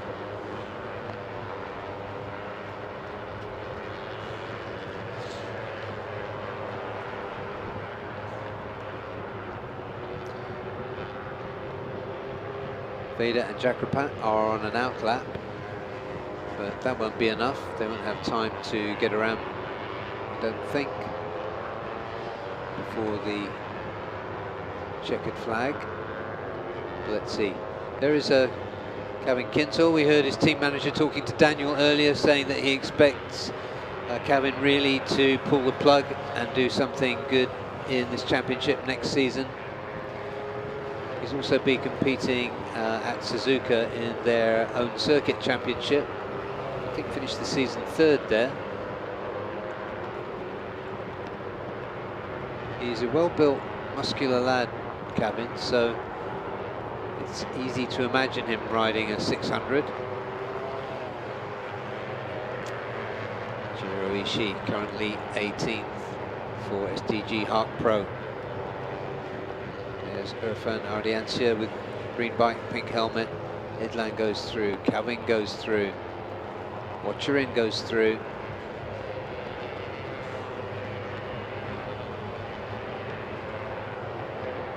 Zero on the clock, the checkered flag is out. And I don't think there's going to be any changes at the top of the timing screens here. But let's have a look. The first one down, Idlan.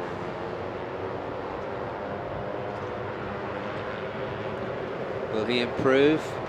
Checkered flag waves. Watcherin, number 25, goes through. Nobody making an impression in the top half of the timing screen.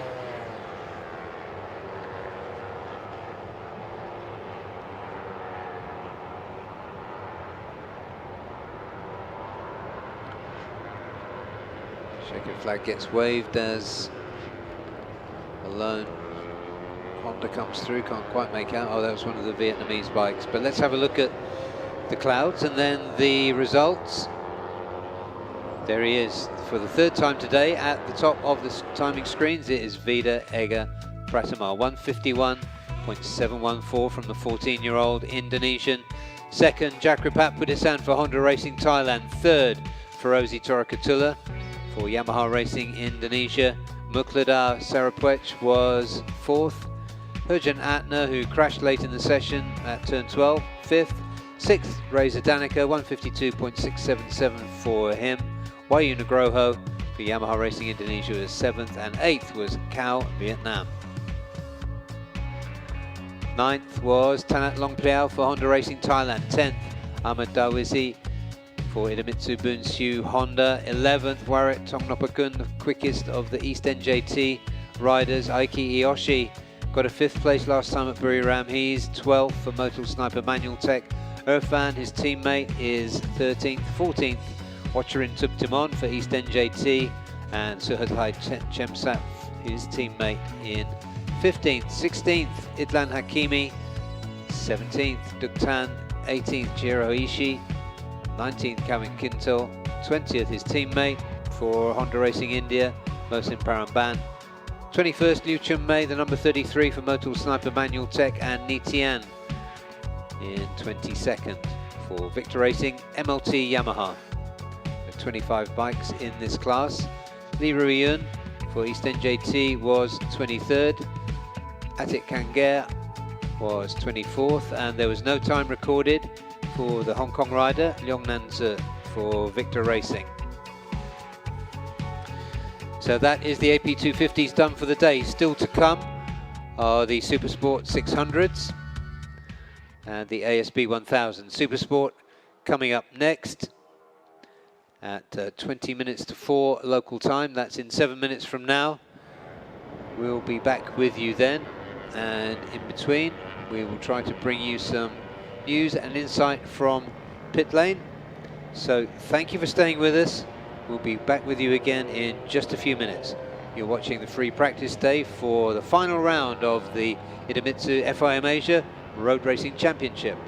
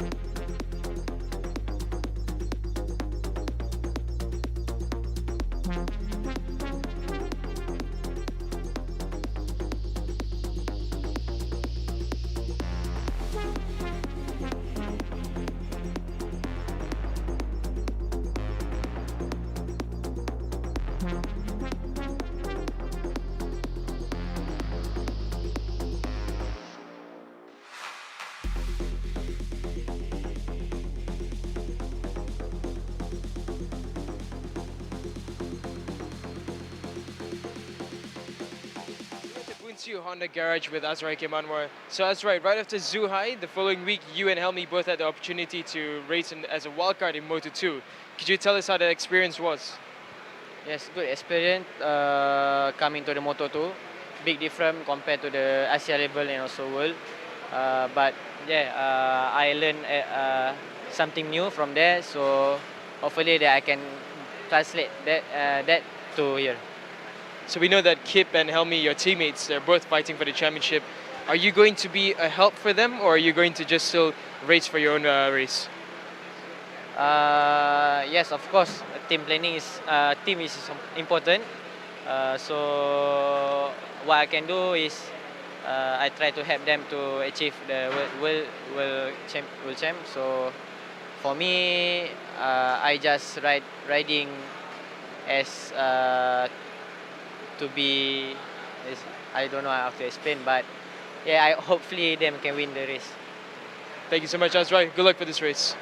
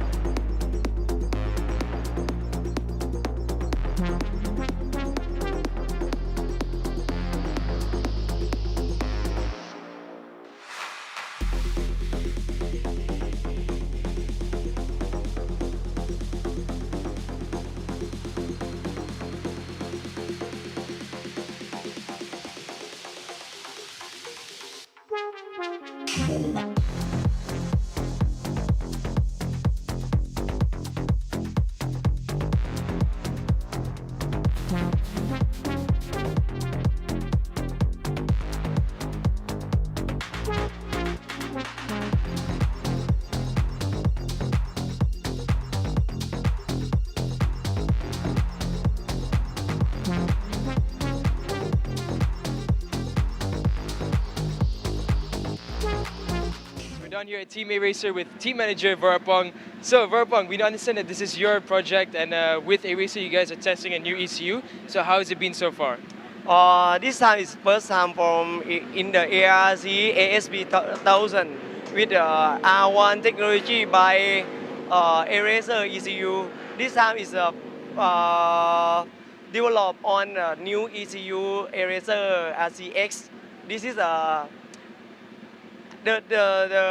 first one. The objective is need to like get more the data and test the long run, test with the rider, and also testing some another option is different. Never another ECU is have. This is the main important is need to. Everything is developed. So with this test, can we expect to see this team next season here? Yeah, probably. We look forward to that. Good luck for this weekend. Thank you very much.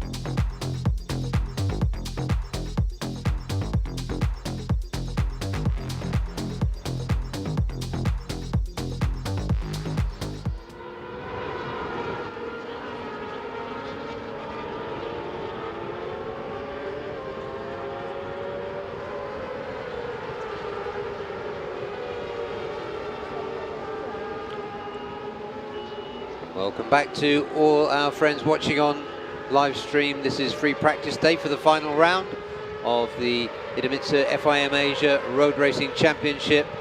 We're coming to you live from Chang International Circuit. This is the final session of the day for the Supersport 600s free practice 3.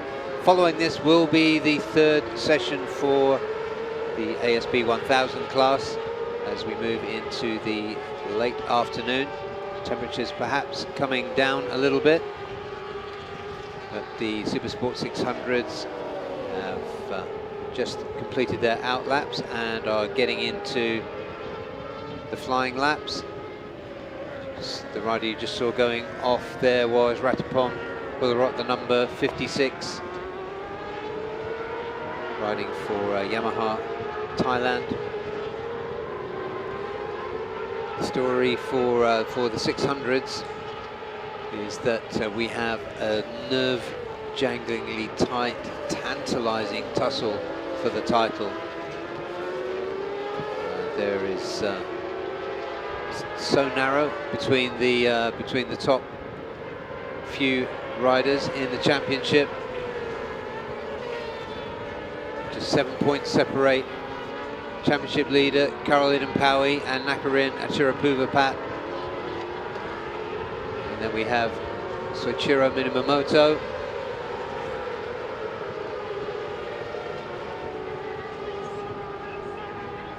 Sorry, bear with me. Soichiro Minamoto, Helmi Asman and Kito Abe, all within at the very least a mathematical shot at the title. There is Kito Abe on your screen there. Abe this season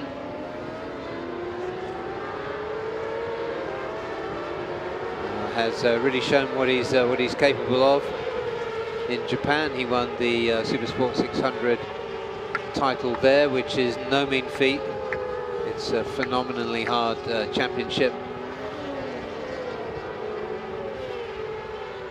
He sits on 125 points, and Kip at the top of that group of championship contenders is on 163. And in terms of the tail of the tape, Kito Abe has had a win at Sugo, a second at Sugo. Those are his 2 podium finishes, but he's had 3 fourth places, a 5th. So he has been racking up the points during the season. And looking above him at the stats, Kip has won 3 and got 6 podiums. Nakarina Tirapuvapat has scored 2 wins and 6 podiums. Minamoto 1 win and 6 podiums, and Helmi 1 win and 7 podiums.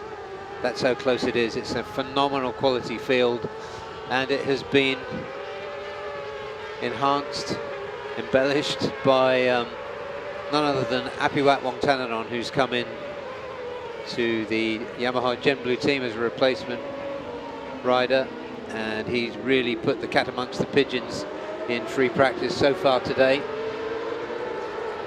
Speaking of Apiwat, look at the top 3. It's all 3 Yamahas, and oh, that's Kip that's gone down. Yeah, he's gone down early in the session. It's not serious, so... That's at the last turn, I believe. That's at pit exit, yeah. Might have the Yamahas shown up. Top 3 which are locked in by the Yamahas for now. Ratapang as well, improving. Yeah, that was decent early showing from Ratapong. That's a welcome sight. 139.9. And that would have put him in the top 2 or 3 on combined time so far. So it looks like Ratapong has pulled the pin early. Apiwat second, and as you said, the 3 Yamahas at the top. Soichiro Minamoto is the next one. There is Adananta Putra, number 21, class rookie, making a decent fist of it. We've seen a couple of really impressive performances from the Indonesian. I think it's been a decent first season for him. Yeah, it's been really good from Adananta. Hondas have gone very well, and Adananta has a really good team behind him. I must say, I feel like the Yamahas on Ratapang as well. 139.8, he's improved. And it seems like the Yamahas probably found out something that Apiwat was doing right and has shared it amongst them. And the Yamahas are looking the best of this session currently. Yeah. Well, we hope that he's going to get a decent envelope for showing up and helping them out. Apiwat, he certainly deserves it as he tips into turn 4, passing Soichiro Minamoto as he does so. Just behind them is another Yamaha, that of Kito Abe. Looking back then at Ratapong. So I think Soichiro's carrying the onboard, right? You see the 3 of them riding together there. It's almost like they're all riding for the same team, but Ratapong is riding for Yamaha Thailand. Yeah, Apiwat and Soichiro for Gen Blue. But I'm sure there's some collaboration. I mean, they're all official Yamaha teams and riders. Apiwat, he just loves this aggression into turn 12. He makes it look so effortless on the Yamaha R6. And it's just really looking good now. Soichiro, I think this is going to be a push lap for them, and Soichiro is going to get a really good toe. Yeah, Apiwat just letting Soichiro go in front. Yeah, shown him once. Now off you go and do it. There's Kip back in. That was a pretty light slide off, I think. Yeah, I don't think the bike took much damage at all, so easy work for the mechanics and for Kip. Get it adjusted, and Kip will be out soon. Yeah, and Azroy currently 4th.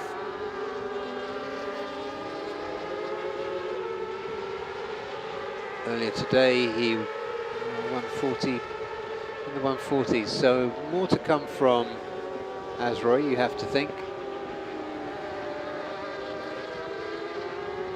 It's super impressive from this field. In the top 11, well, 11 riders gapped between 0.744. So it's less than a second between 11 riders. Yeah, and the 11th of those includes the replacement rider, Fadila.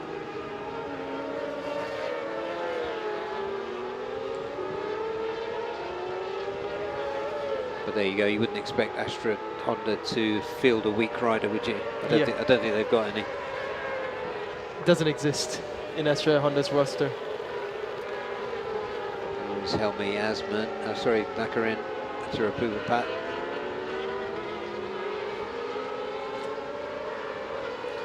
You can see the soft tires being really, as mentioned, the choice this weekend, the soft rear. Yeah, and in that case, and in most cases, I think in this class, paired with a medium front.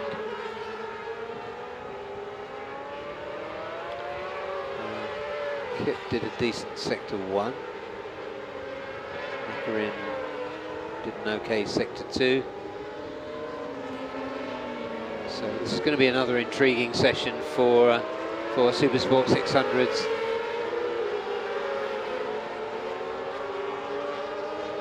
And now Nakarin being shadowed by his teammate, Panasonic Kausanti.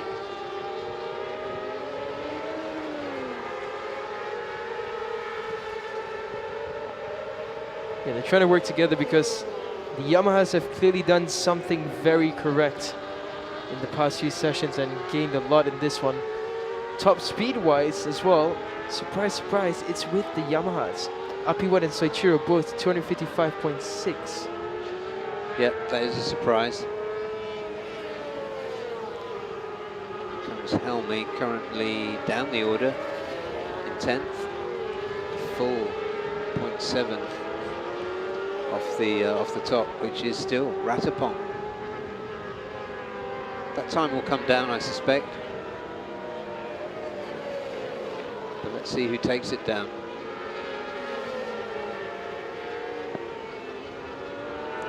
But yeah, I do think it's fascinating what's going on with the Yamahas. It's not only your instinct tells you it's Apiwat that's made the difference. It's just given them that energy. But to push Ratapong to one of his best performances of the season so far in this session is also really worth noting. And there is the 2018 champion Ratapong. Yeah, it's been a while since you've seen Ratapong topping the timesheets, and it's really good to see him do this now. And he's riding with full confidence. I think having Apiwat there as well with him, Soichiro in the mix, and while they were doing those laps, it really pushed him to his best once again. And if Ratapong can keep on with this momentum, we're going to get some really good racing tomorrow.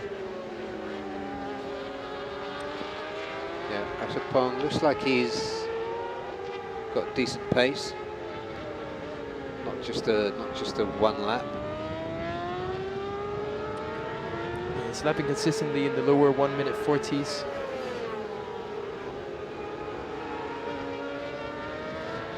So this is a really rare sight. Top 3 Yamaha. And it's not changing yet, so for now the Yamaha's looking the best in practice 3. Yeah, practice 2. Yamaha was 1 and 2 with Apiwat and Soichiro. Well-deserved breather for Ratapong. He comes into the pits. Yeah, Ratapong did 7 laps in this stint. Kito Abe down in 9th, just looking at the contenders. Helmi down in 10th, both in the pits. There's Azroy. Yeah, you look at Kito Abe down there in 9th and you think that's a bit far down, but it's only 0.439 away from Ratapong in 1st. So top 9 under half a second. Yeah, and there is Azroy. I saw him run alone quite a lot in the second session today. There he is, having a bit of a lone wolf day. He's done this a couple of times this weekend so far, so it might be just a personal preference for Azroy. In the interview, it did seem like at this stage he just wants to find his own pace and basically let Helmi and Kip find their own way. Yeah, they've had very different seasons. Helmi and Kip find themselves fighting for the title. Azroy, after 3 DNFs, finds himself adrift of the championship, and yet one of the very best riders.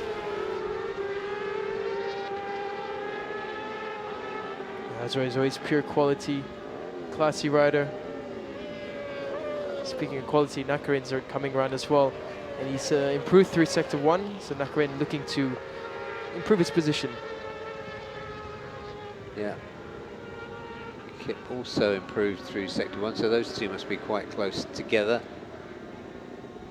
But Nakarin a couple of tenths quicker.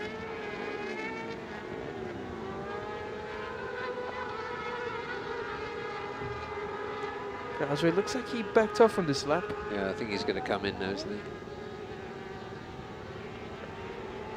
Exit to turn 11, yeah, there he goes. So in the pits, about half the, no, more than half the field in the pits currently.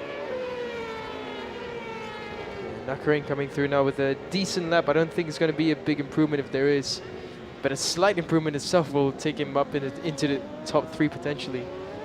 Ooh. Oh, and off he goes onto the green. Oops. Yeah, that was well out of shape for Nakarin, and don't think that lap time will count. It was a slight improvement for him.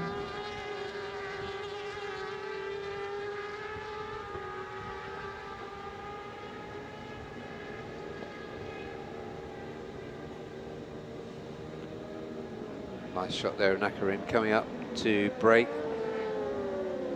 Wheels in line this time. You often see him sliding into turn 3, but not this time. Keeping it tight. It's Panasaur and his teammate behind him, I believe. Yeah, you see that sometimes, so riders having to just change the way they ride, just because maybe a bit smoother might be faster, and sometimes more aggression is faster. So it's all about finding out what works with each circuit and each session. And with quality riders like Nakarin and Azroy, they will know exactly what to do. Yeah, Nakarin. Ooh. Nakarin not leaving anything left behind. He's just really pushing on, trying to improve, but clearly he's just not setting right with him yet. No, we saw him grab the fastest time in the first free practice session last time around. But he's as determined as I've ever seen him.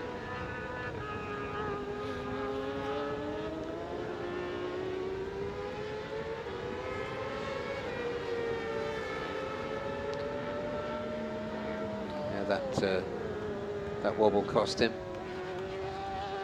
But he's staying out. Let's just have another look. Yeah, just tips it in, flips to the right. And oof, oh, so looks like his elbow slider and knee slider both got caught a bit there and with some friction.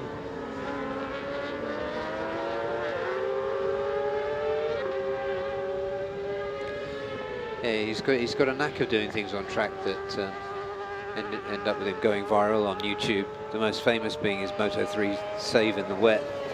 And if you haven't seen that, just type it into YouTube and it'll come up immediately. Spectacular. Yeah, he's a brilliant rider, Nakarin. Last time out when he was fighting for the championship, we all know what happened then. So Nakarin, he knows how to finish off a season. And it all begins tomorrow. It sure does.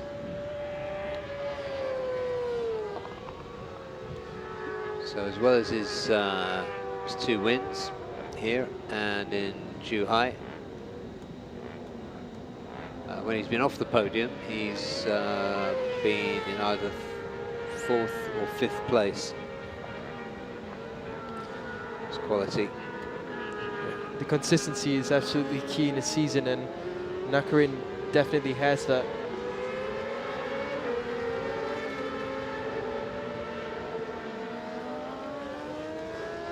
So currently out on track is just Nakarin, Kita and Kito Abe. So Ichiro has just come out by himself, so not riding with Apiwat and Ratapong this time, it seems. No, that was an interesting adventure early in the session. There's Kito Abe, he's, we were saying, 4.4 off.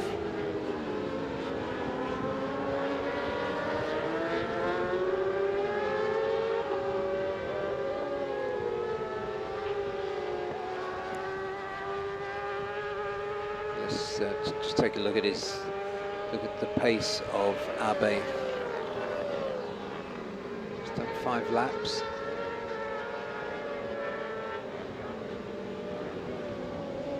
He looks quite consistent, and he's looking quite aggressive on the bike now.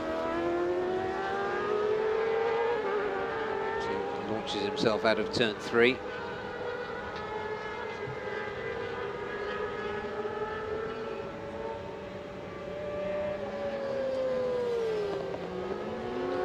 Kito Abe is one of those riders who has been really, really good this season.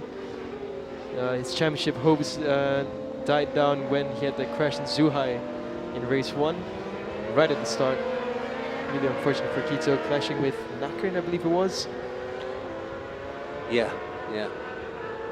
So Kito just really unlucky, because pace-wise, I mean, he's in 9th, but it's only 0.4 away from Ratapong, who's just been really good in this early portion of the session.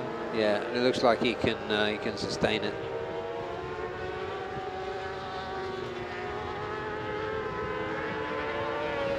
So Kito Abe, this round is all about just trying to get a double win, or at least a double podium, and just finishing off this championship on a high, because he has won the All Japan 600 series.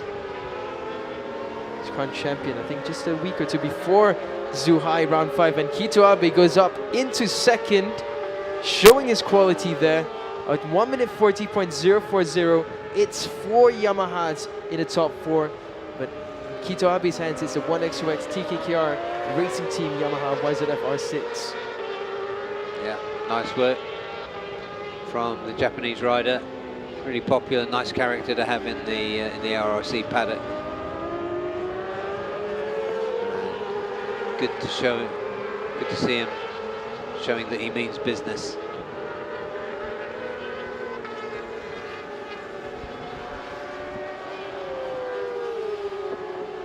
This is really good from Kito Abe. He's finding that pace late on in the day, but as long as he finds it, tomorrow should be really interesting for Kito. Yeah, and the 3 BURIRAM Hondas are on out laps currently. We've got 7 minutes remaining in this 30-minute session. And the riders we've been talking about, Nakarin, let's say down in 7th with a disadvantage of 0.276 of a second.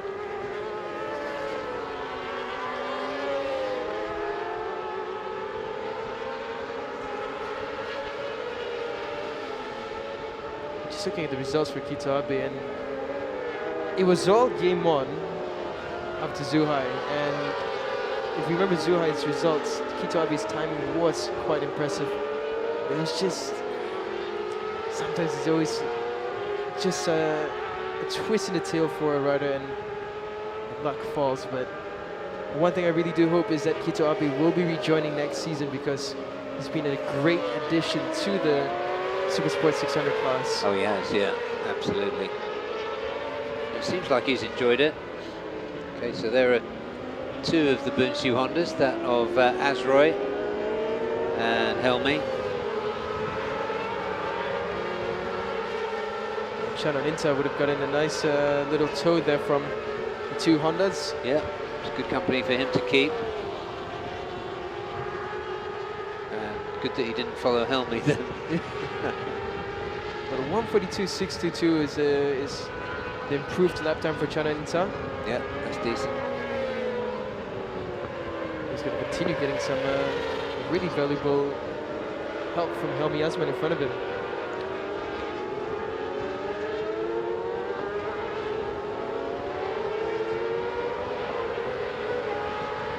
Yeah, it's interesting how the riders like to follow others to get a bit of a tow and learn something, and some riders just won't have any of it, and others do. Vida, I don't know, I think it was after you went to do the interviews, but Muqtada was shadowing Vida, and Vida just pulled off on the way up to turn 3. That is Helmi, quite happy to give Chanron a tow. He slipped behind Galang Hendra now. And behind them is the Astra Honda of Adinanta Putra. So it is Apiwat, Soichiro, Ratapong, Kito Abe, Honda, 1, 2, 3, 4 at the top. There are just under 4.5 minutes remaining before the checkered flag comes out. And there is Kip on the move, Khalid and Powie. Keeping it neat on the exit, they all do. Turn 12. No changes at the top of the order there, but some of these riders pushing now. Super impressive again from Apiwat and Soichiro, by the way. Soichiro, before Apiwat went over, was the fastest, and then both of them riding as a pair. So now it's still 4 Yamahas at the top, and they extend their advantage now. Apiwat and Soichiro both 139.4. So the gap between first, second is only 0.055, but from second down to third is 0.4. Yeah, it's such a clever move by Yamaha Gen Blue to bring in Apiwat. It's absolutely brilliant. Another pair of them really helping each other well. Kip is on a decent lap. He's just gone fast through sector 1. Chananinta as well, he's improving, so expect Chananinta to improve his lap time slightly. Yeah, he's looking more confident than he did earlier, getting right off the bike there.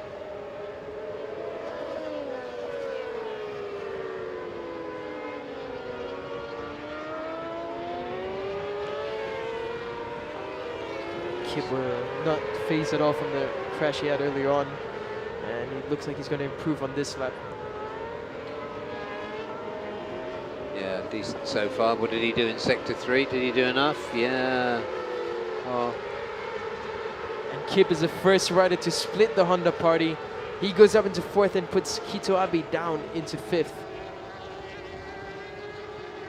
yeah, and we've got just 2 minutes remaining, so that will mean 2 laps for a lot of these riders on track. Apiwat's just gone even faster through sector 2. So look out for Apiwat. Soichiro on a decent one, but unless sector 3 it was significant for him, he won't improve on this lap. Comes across, it's a 139.5, so again, still a very fast time from Soichiro. Apiwat comes across now 139.393.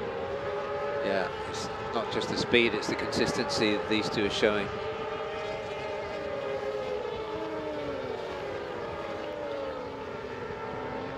Yeah. Unfortunate for Galang though, because he was much closer earlier in the session. It seems he just can't find that extra pace that he needs now. Yeah, Ratapong, thanks to that early quick lap, still in P3 ahead of Khalid and Powie. Apiwat again on top.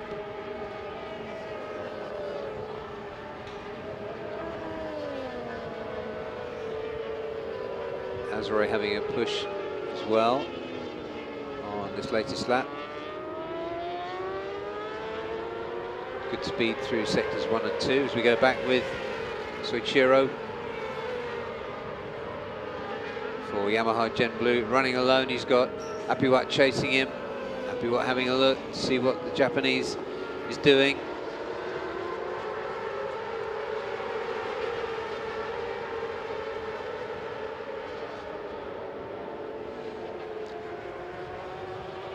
Through the left-hander turn 10, tipping it right.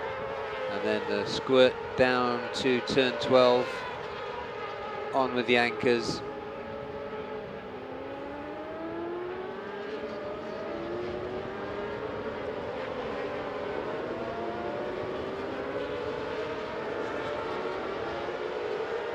And another really quick lap.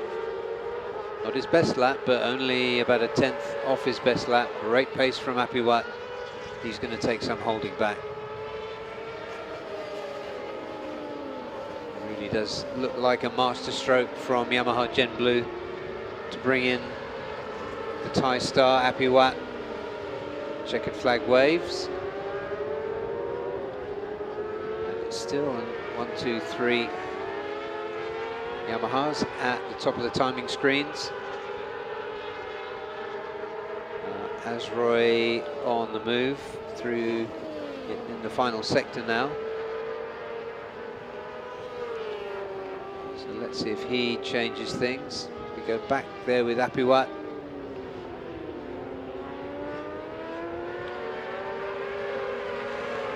Late afternoon sun glinting off the dark blue and black of that R6. Looks like he's closed a little bit on Soichiro. So across the line, no position changes yet. Soichiro and Apiwat still coming up. So they're on the run down. Anchors on for turn 12. So Chiro goes through. And again, both in the 139s. No change in the order though. That is another session to Apiwat. So the Thai rider, fresh back from World Supersport, doing a fantastic job there for Yamaha Gen Blue Racing. There he is, 139.393 was his best of many really good times. Soichiro Minamoto, his teammate and championship contender, second, 139.483. Ratapong Willarot was next, 2018 champion, and the championship leader Carol Idampawi for Bunshu Honda Racing was fourth. ARRC, his teammate, was fifth. Kito Abe for 1XOX TKKR did a 140.040. That was good enough for sixth. Seventh was Nakarina Turapuvapat, and eighth was his teammate Panason Kauson T. Adinanta Putra was ninth in front of Helmi Asman, and in 11th was Galang Hendra Pratama for Yamaha Racing Indonesia. Fadila Abi Aditama for Astra Honda was 12th. And Shannon Inter making good progress for East NJT Racing Team was 13th. And as we get deeper into the late afternoon, there is just one more session left for the ARRC, and that will be the ASB 1000. So we're going to take a quick break and go down to Daniel in pit lane.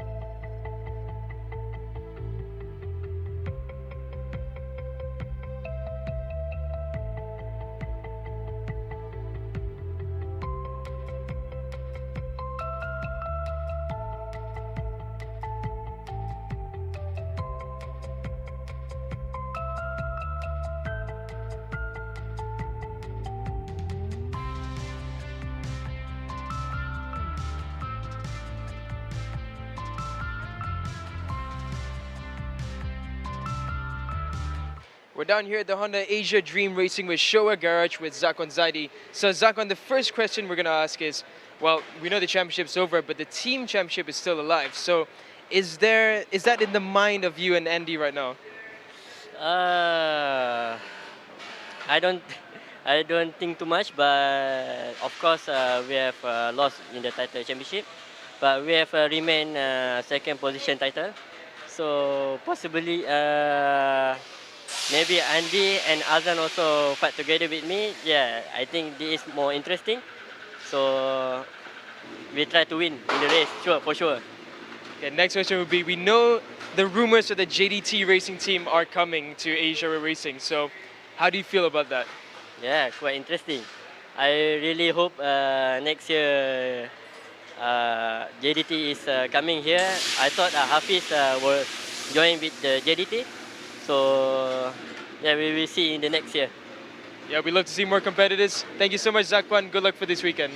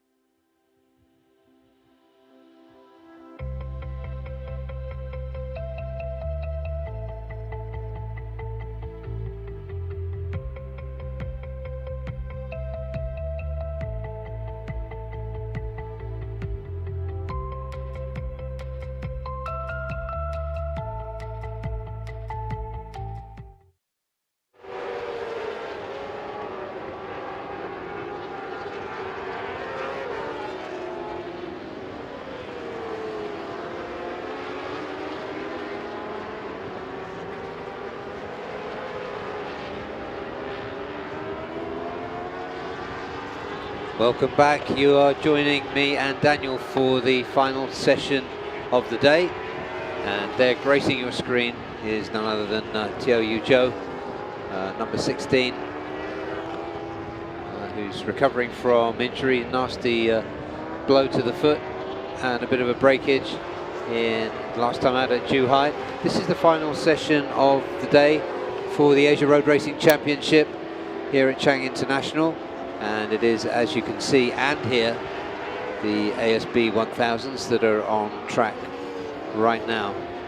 The story of the season has been really the incredible performance of Markus Reiterberger for 1XOX BMW TKKR, who has scored 7 wins, and a second, a fourth and a sixth to take the championship, which he clinched last time out in Zhuhai just 4 weeks ago.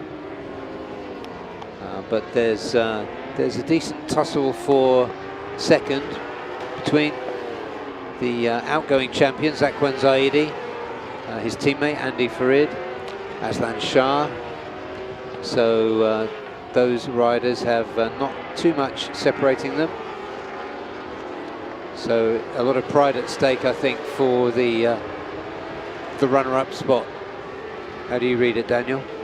Yeah, as Zakwan said, it's going to be a really interesting battle between them, and yeah, I think as much as the overall champion is always going to be the golden prize, but runner-up is also really important for them. It's also a good bonus for between the riders and the team. Oh, so. Look at Markus Reiterberger under braking there for turn 3, and he keeps it all together. If that was almost any other rider, you'd think they'd just gone in too hot, missed their braking marker, but wow. It's unbelievable how he kept that control.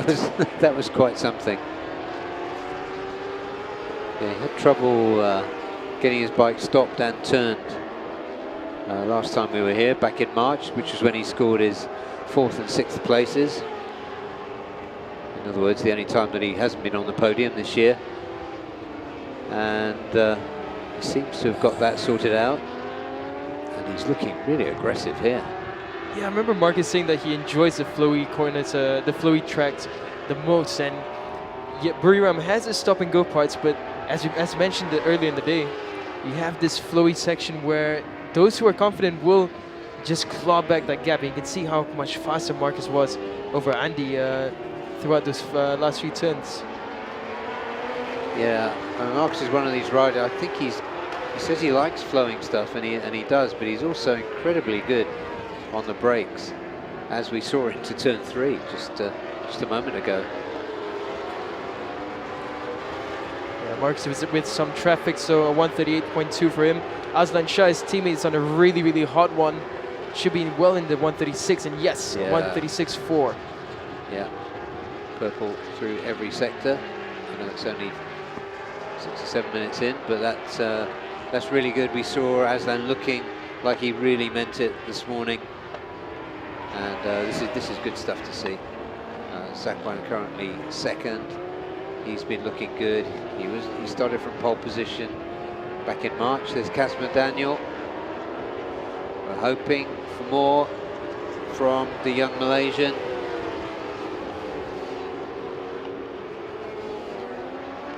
On an improving lap was Chang Chi-Ying. He came across somehow. I think he had an error on the previous lap, so he maintains with a 1:43.261 is his fastest in 11th.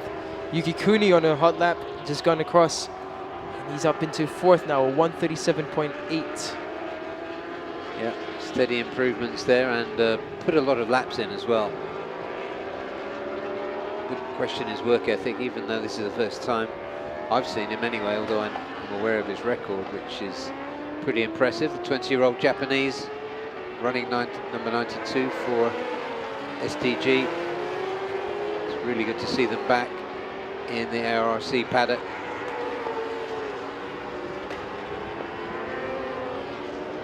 Yuki Kuni there looking super aggressive as he tips into turn 4. He's a really, that was really on the limits there for Yuki Kuni, just carrying that much speed, and I think he just brushed across the green area, so think this lap will be deleted for him, but let's see what it would have been. Yeah, exactly. Yeah. Meanwhile, Zakwan Zaidi put in a cracker and is threatening the 135s. That's a great lap time from Zakwan. Fastest top speed from Zakwan's teammate so far. Andy Farid, 292.9. Yeah,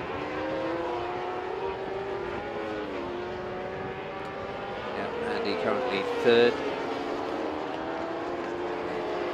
Good relationship and rivalry. It's a nice balance of rivalry and collaboration. Yuki Kuni, super aggressive on the exit, and the front wheel just rising up. Yeah, we saw him steady, playing himself in, but now we're seeing a bit more of the spirit of the rider.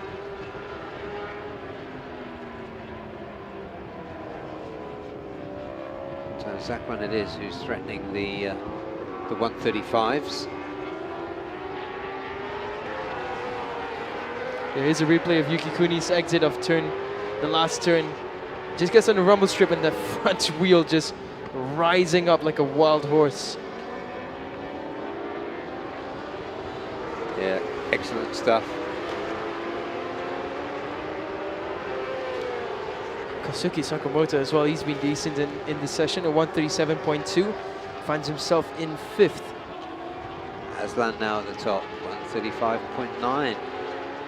So we've breached the 136 barrier, we're into the 135, 135s, yes. You sort of feel that this is Azan Shah's audition tape. Ooh, goes in hot there, but yeah, you feel that this is Azan Shah refreshing his resume and just showing, look, still more than capable of doing this. Get me on the bike next year. Yeah, we do know that. People speculate because he's no spring chicken, it's fair to say, Aslan Shah. People speculate about how much longer he will continue, but he is carrying the swagger of someone who isn't ready to give up. Yuki Kuni comes across there, 137.288. He improves his time but remains in 6th. Further down, Chang Chi-ying, his fastest lap time, 142.745. Excited to hear that Vorpong, team manager, said that they will be well, most likely competing next season as well. For A-Racer, yeah, that would be good. I had been assuming it was just kind of coming in as a test entry to try out some new technology. Yeah, I really wasn't expecting Vorpong to say that, yeah, they're looking at bringing this team in for next year, so that's going to be really great. More competitors in the ASB 1000s is always more than welcomed. Absolutely. There's Yuki Kuni now through the flowy bits. He looks really strong through here. But he's got Osama in front of him, so he's going to have to try and get away from the traffic, and Osama does move out of the way.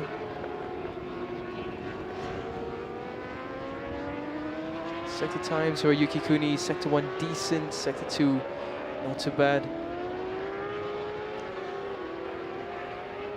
Yeah, so decent pace there.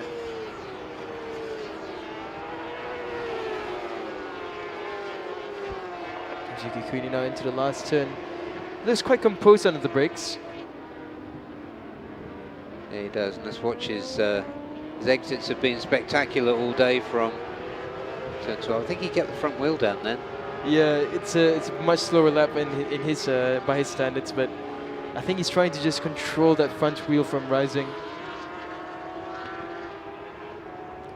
Further down, the two Yamahas in the hands of Kasuma and Yuki. They're in 9th and 8th, so a lot more to be found for them. That's for sure. Marcus Reiterberger in 4th, 0.6 off the best time of his teammate. This is a rare sight. Marcus Reiterberger in 4th. Yeah, it's a rare sight, and Aslan will be enjoying this. There's another pair of teammates that get on really well. Marcus is coming in. Yeah, I'd say Aslan and Marcus, they complement each other quite well because they're both quite lanky riders, and I think sharing data is quite easy between them. Yeah, that's true. And yeah, they've enjoyed working together. Yeah. Chemistry is excellent within that team. So here's Kosuke Sakamoto. Just looking around, seeing that he is the only rider in this portion of the track. Yeah, it's only him, Zakwan, and Cooney who are out currently. I suspect Kosuke might be heading back into pit lane. Yuki Cooney's just coming across the front straight now. Doesn't improve on this lap again at 137. So maybe some final adjustments need to be made.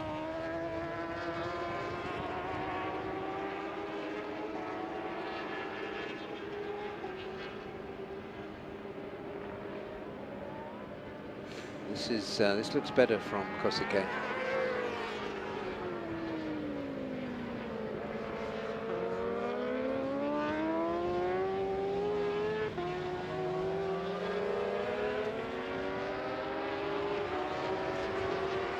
Yeah, it's a lot better from Kosuke, so he seems to be finding what he was looking for earlier. It's a shame we didn't see Pasowit back at the end of the season, but he did crock himself on a training ride on a push bike just a few days ago, I believe. I'd say Yuki Cooney and Zakwan Zaidi, the only two still left out on track. Laclanipis has just come out, but Yuki Cooney improving now. Really good sector 1, really good sector 2. So expect Yuki Cooney to go up perhaps into 5th, potentially 4th. Yeah, this is good. His timing as well is working. And it's a really kind of methodical approach. He immediately got up to a decent pace this morning, consolidated it, and then has been building on it.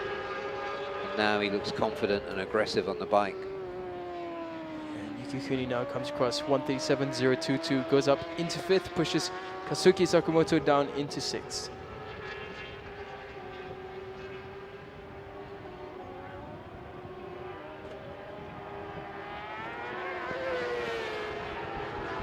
Zaidi making his way around the track into the final turn. Laclanipis is behind him, so I suspect Lachlan trying to latch on behind Zakwan while he still has him in front of him. Yeah, he's very much a master of Chang International Circuit, the Malaysian multiple ARRC champion, Zakwan Zaidi, and really likes it.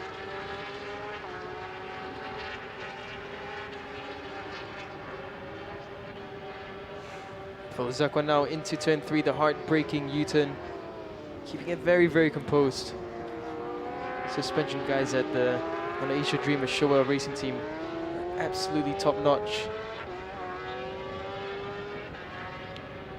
Yeah, you see it in a few of these garages where the tyre technicians, the suspension technicians, the suppliers, if you like, are in there and helping out the teams.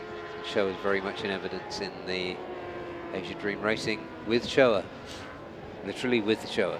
With Showa, yes. I will say, for whoever's coming down for the pit walk this weekend, do have a look at the forks of these bikes, because it is, we're used to seeing the normal chrome, gold. The Showa brings this, what kind of color do we call it? It's not teal, but it has this gradient to it. It's really an interesting color, and it's really quite it catches your eye when you see it, and it's quite nice to see. There you heard it, all you nerds coming in for the pit walk on Sunday, I'll be there. Yeah, excuse me for nerding out there for a second.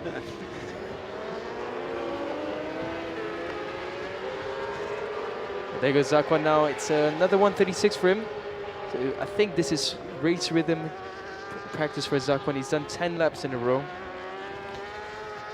Yeah, and tomorrow the pull the pin for qualifying. Busy schedule tomorrow. Qualifying starts 7:40 for the underbones. So we just close in there on Laclanipis. Nice shot there Soft rears are definitely the choice. I think I saw already they are the choice of the champion, Marcus Reiterberger.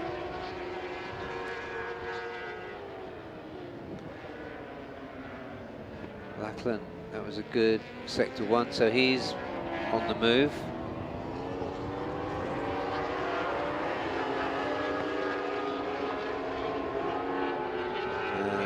Best time also through sector 2, so this is going to be a good one for the Evolution Sports BMW of Lachlan Epis.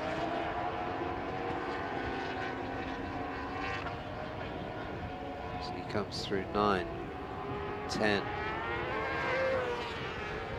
over to the right, still pushing hard, anchors on.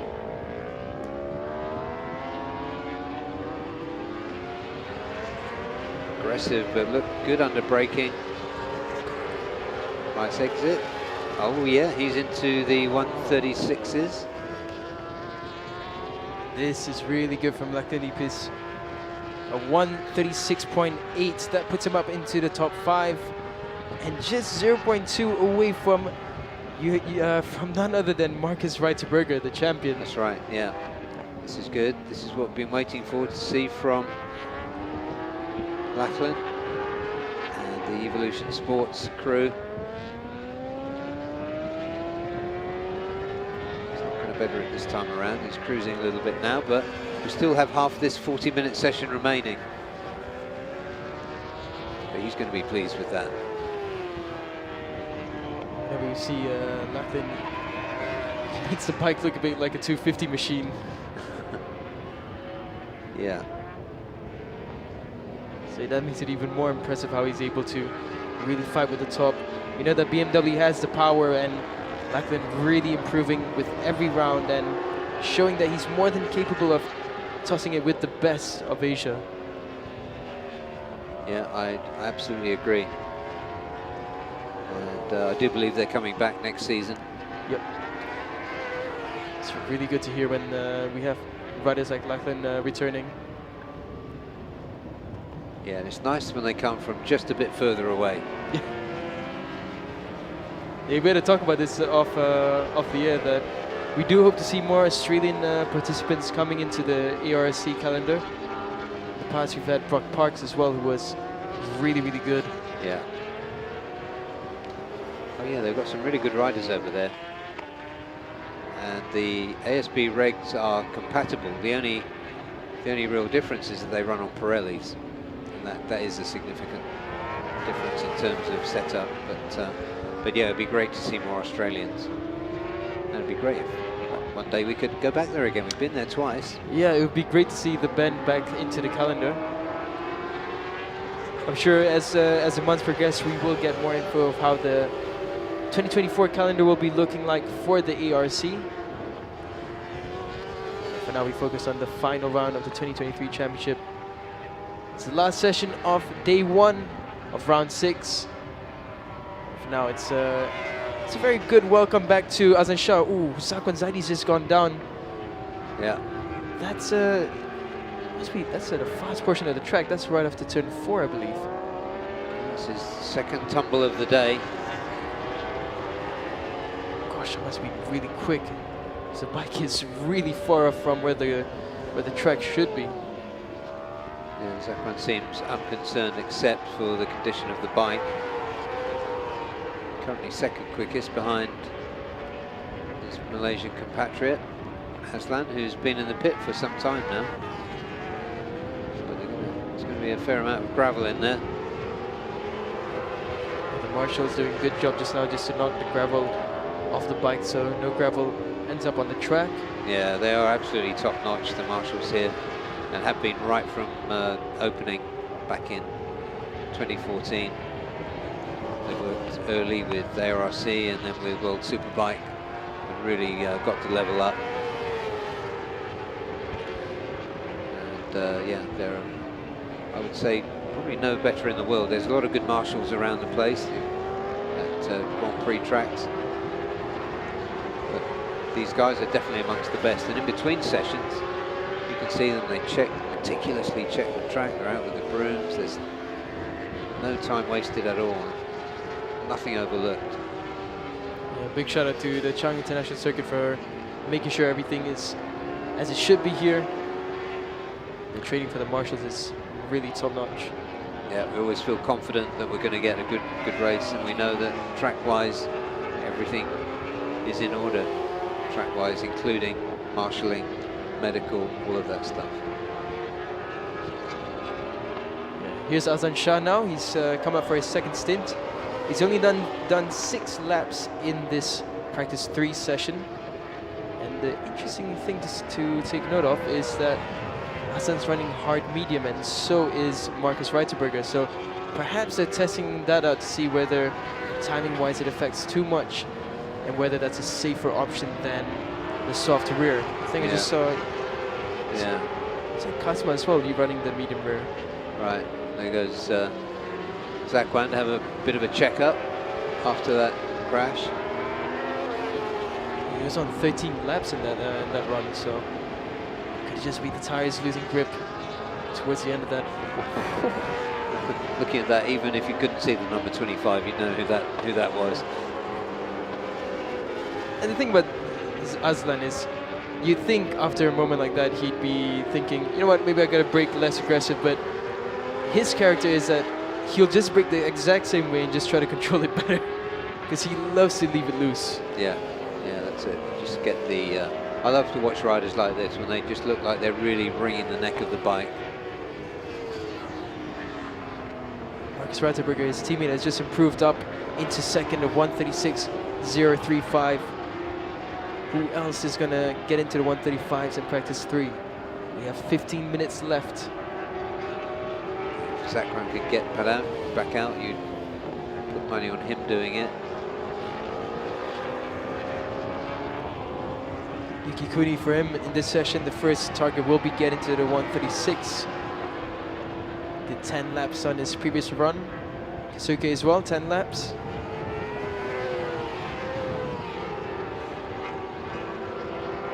Yeah, stay with Aslan. It's always a pleasure, or at least when he's really got his eye in like this. Aslan looks like he's really enjoying himself. I've seen him the most smiley I've ever seen him this season in the garage. Seems really in good spirits. Yeah, he's really been back this season, and this is the last race of the season. That means something. That's it. Nice exit. Turn 12. 136.4 on that lap for Aslan. Mind you, this is on medium rears. Medium hard, medium rear hard front. Yeah. So that's interesting that he's got that pace. It's even more so for Marcus at 136.0 with the medium rear. So it seems like whatever the tire choice, Marcus will be fighting at the top. That's to be expected from the 2023 champion. Kasma looking for improvements. Decent through sector 1.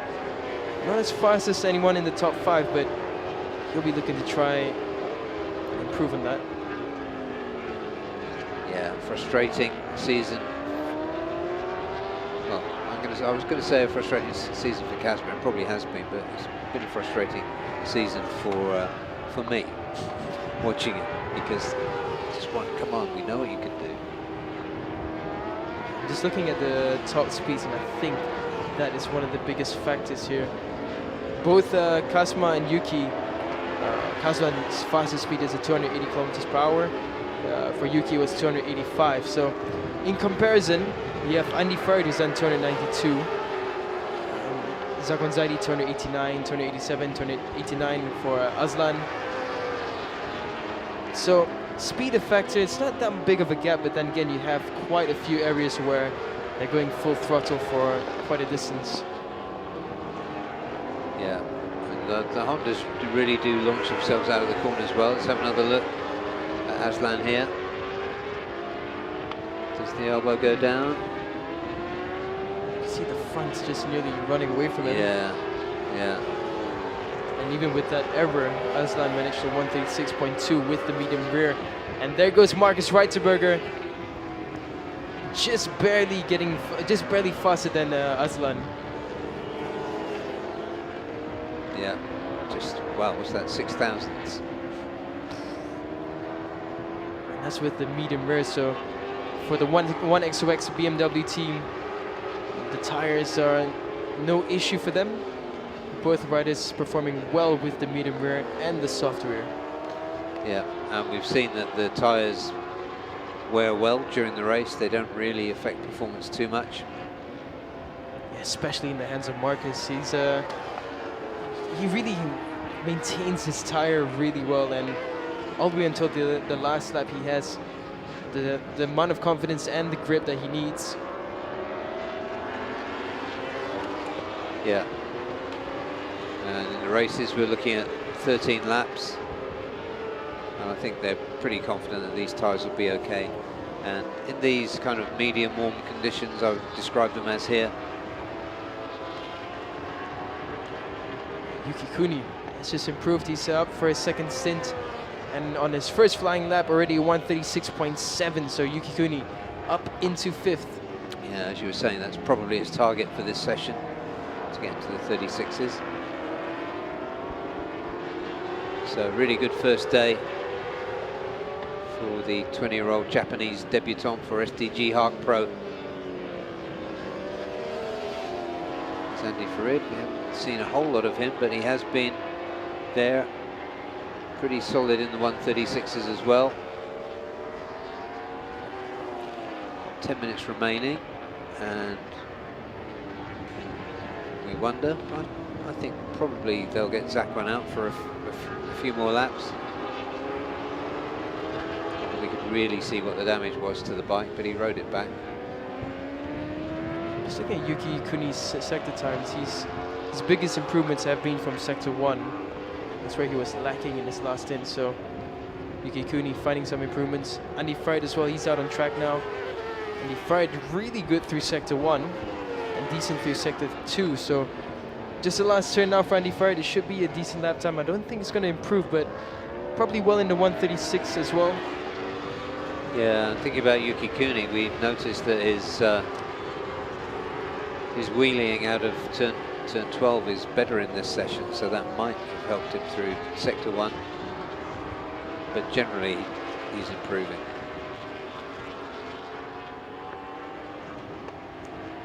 For Andy Ferret now, sitting in 4th, he'll be looking to try and find just a little bit more, just a closer gap between himself and his teammate. For now, the 2 BMWs from 1XOX are both in the garage. Marcus Reitzenberger and Azan Shah. Zakwan Zaidi is still in pit lane as well. So for now, it's just Andy Farid, Yuki Kuni, Kasma Daniel, Yuki Ito, Jakrit, Chang Chi-ying, Osama, and Teo Joe out on track.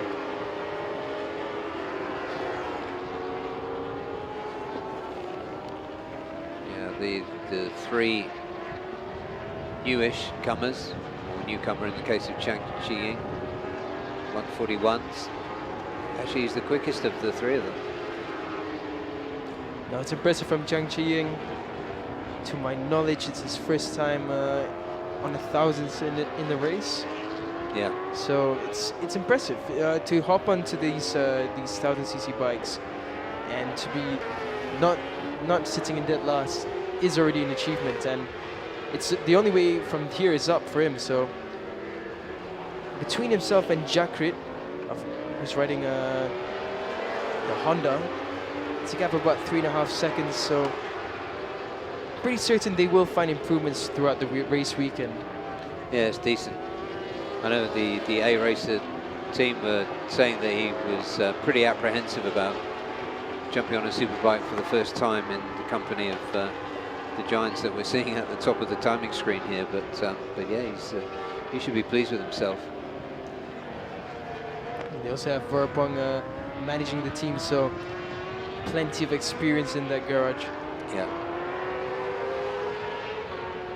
Yeah, Verpong's got a few jobs on his hand this weekend. Win a championship, take care of TVS, run the team for ARRC I just saw him walking at the back of the pit, and he was just shaking his head and laughing because you can't imagine how much pressure is on his shoulders now. Yeah.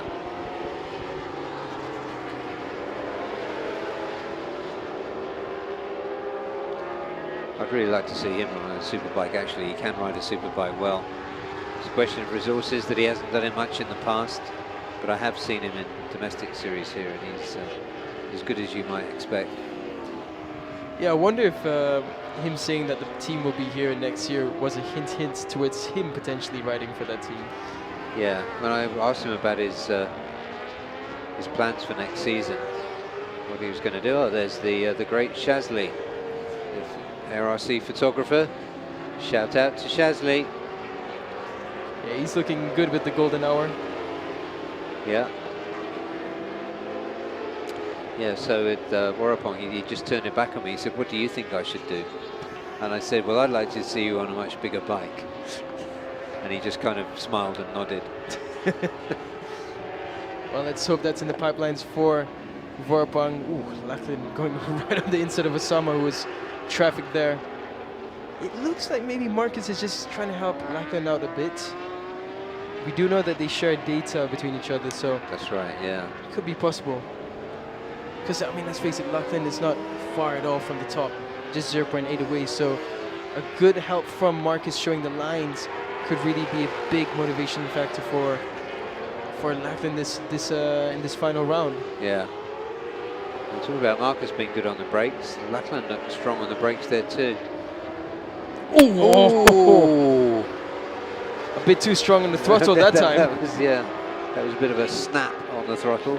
Yeah. That was wild coming out of the last turn, and you can see he's just pulling to his side, and he knows that was really wild, and it's just unfortunate.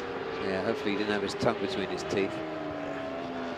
And Marcus has no clue of what just happened behind him, so once he looks behind him around this turn, I think he will slow down to let Lachlan catch up. This is what happened here. Out of the last turn, Lachlan gets on the gas. It looked like a clean exit, but the bike was just wobbling away, and the front just came away from him. Wow. What a shot that was. Yeah, once again, fantastic camera work this weekend. It's always good, but I don't know, maybe I've just noticed it a little bit more this time. But they've changed the camera positions in some cases, and we're just getting some really good shots, like that one. It's beautiful with the sun setting as well. It's definitely one for the highlight reels.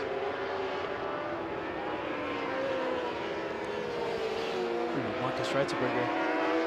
It's just set the fastest Sector 2 time, so I expect Marcus to be setting a lap time anywhere within the 1:35s, perhaps a 1:35.6 or 1:35.5. Yeah. Sakwan back out.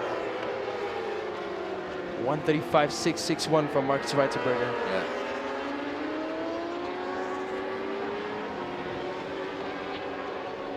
Let's see, with 3.5 minutes left, whether Zakwan has an answer to the rider who's just snatched his Superbike Championship away from him.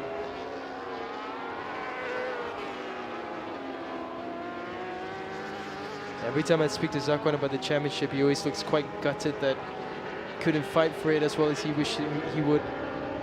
Yeah, he's given 100%. You can't fault Zakwan for that. It just the whole, but everything. It's a team game. Everything has to come together.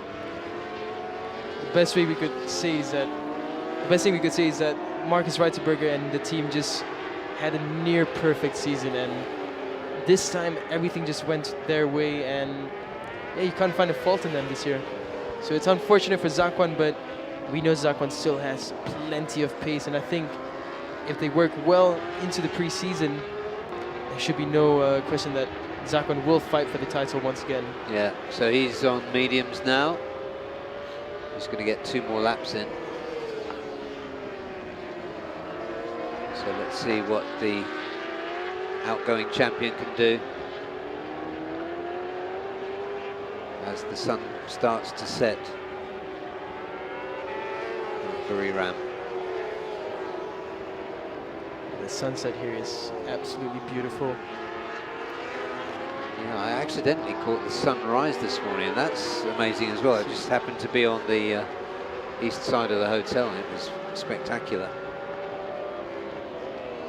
It is with the cooler temperatures that we're getting here in BURIRAM. It's just the perfect setting for the final race of the year for the ARRC Championship. Yeah, recently people have been asking me, what's a good time of year to come to Thailand? People knowing that I live in Bangkok. And I say, come now. Yeah. It's fantastic now. Come between now and the end of January. Preferably come now this weekend. See some motorbikes.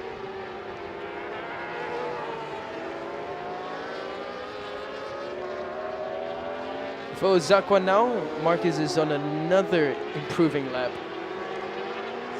It's unbelievable. That's one thing about Marcus. Once he gets into the groove, just keeps pushing, and I think he's found Lachlan again. It looks like they crossed sector 1 about the same time.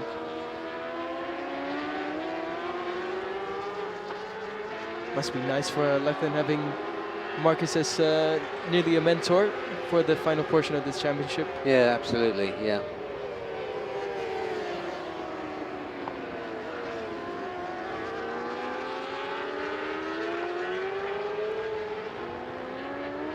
And Shah now trying to find some rhythm with that medium rear. I think he made some adjustments and came out. Yeah, Marcus flying through sector 2. I've just noticed that we've got less than 25 seconds left, so the time has been eating away, and for now here's Azan Shah. He's not really on an improving lap, but it's a decent lap. Marcus has improved to 135.640. Yeah, just another incremental improvement, but we often see this from him. It just comes down and down and down, and the gap between him and the others just keeps growing and growing and growing. But this has been a decent session for his teammate Aslan too. Sometimes with Marcus, it just seems that he's doing calculations in his head, writing up charts, doing formulas, just to find that little bit extra. He always does. Yeah, don't think Zakwan is going to threaten the top 2. Aslan Nice Shah. land, Aslan. Finished the day in style. Oh, he's... Did he get past before the checkered flag? No, I think, yeah, he No. came across with the checker flag. But yeah, Aslan, an aging rider, but not lacking any speed. As they say, old is gold. And for Aslan, his fight for gold is not stopping anytime soon. Yeah, well said. And there he is with the golden sunlight reflecting off. Well, let's have another look at that. Thank you, director. Here he goes. And this is what I mean. He does this, and he enjoys it. I think some riders will be shaken and stirred when that happens, but for Aslan, it's just like, yeah, just another day in the office. Gets on the gas, no problem. Yeah, that's it. He doesn't even go out to the rumble strip. He keeps it controlled when it gets loose. It's unbelievable. Yeah. So there is the wild grass, which means we're going to see the results for that free practice 3 of the day. And there it is. The champion, Marcus Reiterberger, tops the timing screens for that session and for the day with a 135.64. His teammate, Aslan Shah, 135.947. Great session from him. Zakwan Zaidi had a crash in that session, but still ended up third on a 136. Andy Farid, his teammate, a couple of tenths behind him. Yuki Kuni, the exciting debutant to the series for STG MS Hark Pro, 5th. 6th was Lachlan Epist, good session from him, into the 136s. Kosuke Sakamoto for Astimo in 7th. 8th, Kaz Madaniel for Yamaha Gen Blue Racing. And once again, Yuki Ito just behind him, his teammate in 9th. 10th was Jakrit Swangsawat for East NJT Racing Team. Osama Murray was 11th. 12th was debutant Chang Chi Ying for A Racer, and Teo Yu Zhou, recovering from that nasty foot injury, was 13th. And that does wrap the ARRC action up for the day. There will be Another practice session for the Honda Thailand Talent Cup. So will be coming up. There'll be commentary in the Thai language for that. And oh, there's a golden shot. Thank you again for our cameraman and director for picking such beautiful shots. But we'll be back tomorrow, bright and early. The first session for underbones, the first of the 2 qualifying sessions for underbones, starts at 7:40 in the morning. The whole morning is taken up with qualifying, so some fantastic battles there. And then in the afternoon, we have race 1 for the final round of the IDEMITSU FIM Asia Road Racing Championship. Join us then and have a good night. We'll see you tomorrow.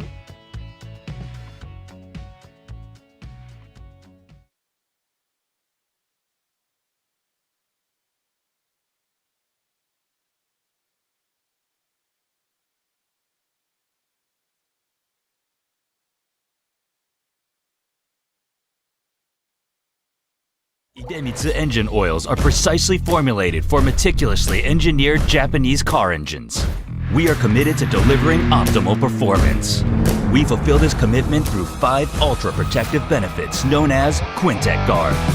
They unleash the peak performance of treasured cars. Drive anywhere with confidence. Feel the excitement in your heart. The highest quality engine oils in the history of IDEMITSU. IDEMITSU IFG7. Flagship engine oil nano-tailored for high-precision engines. Enhanced performance in 7 ways with super protective septic guard technology, the accumulated wisdom of oil experts. Anti-power loss nanotech keeps your engine performing at its peak for extended periods in harsh conditions. Beat the heat. IDEMITSU IFG7. IDEMITSU IRG5. Start like a rocket and ship like silk with super bike-proven nano-tailored oil. Ultra-protective Quintec Guard technology distills the wisdom of oil experts. 5 protective benefits in harmony unleash the peak performance of your engine. Nano Silky Tech ensures extra smooth upshifting at high RPM. Rocket starts, silky shifts. IDEMITSU IRG5. IDEMITSU IRG7. Race-bred nano-tailored oil for enhanced acceleration and horsepower. Even in harsh conditions, the 7 protective benefits of septic guard technology keep your engine performing at its peak.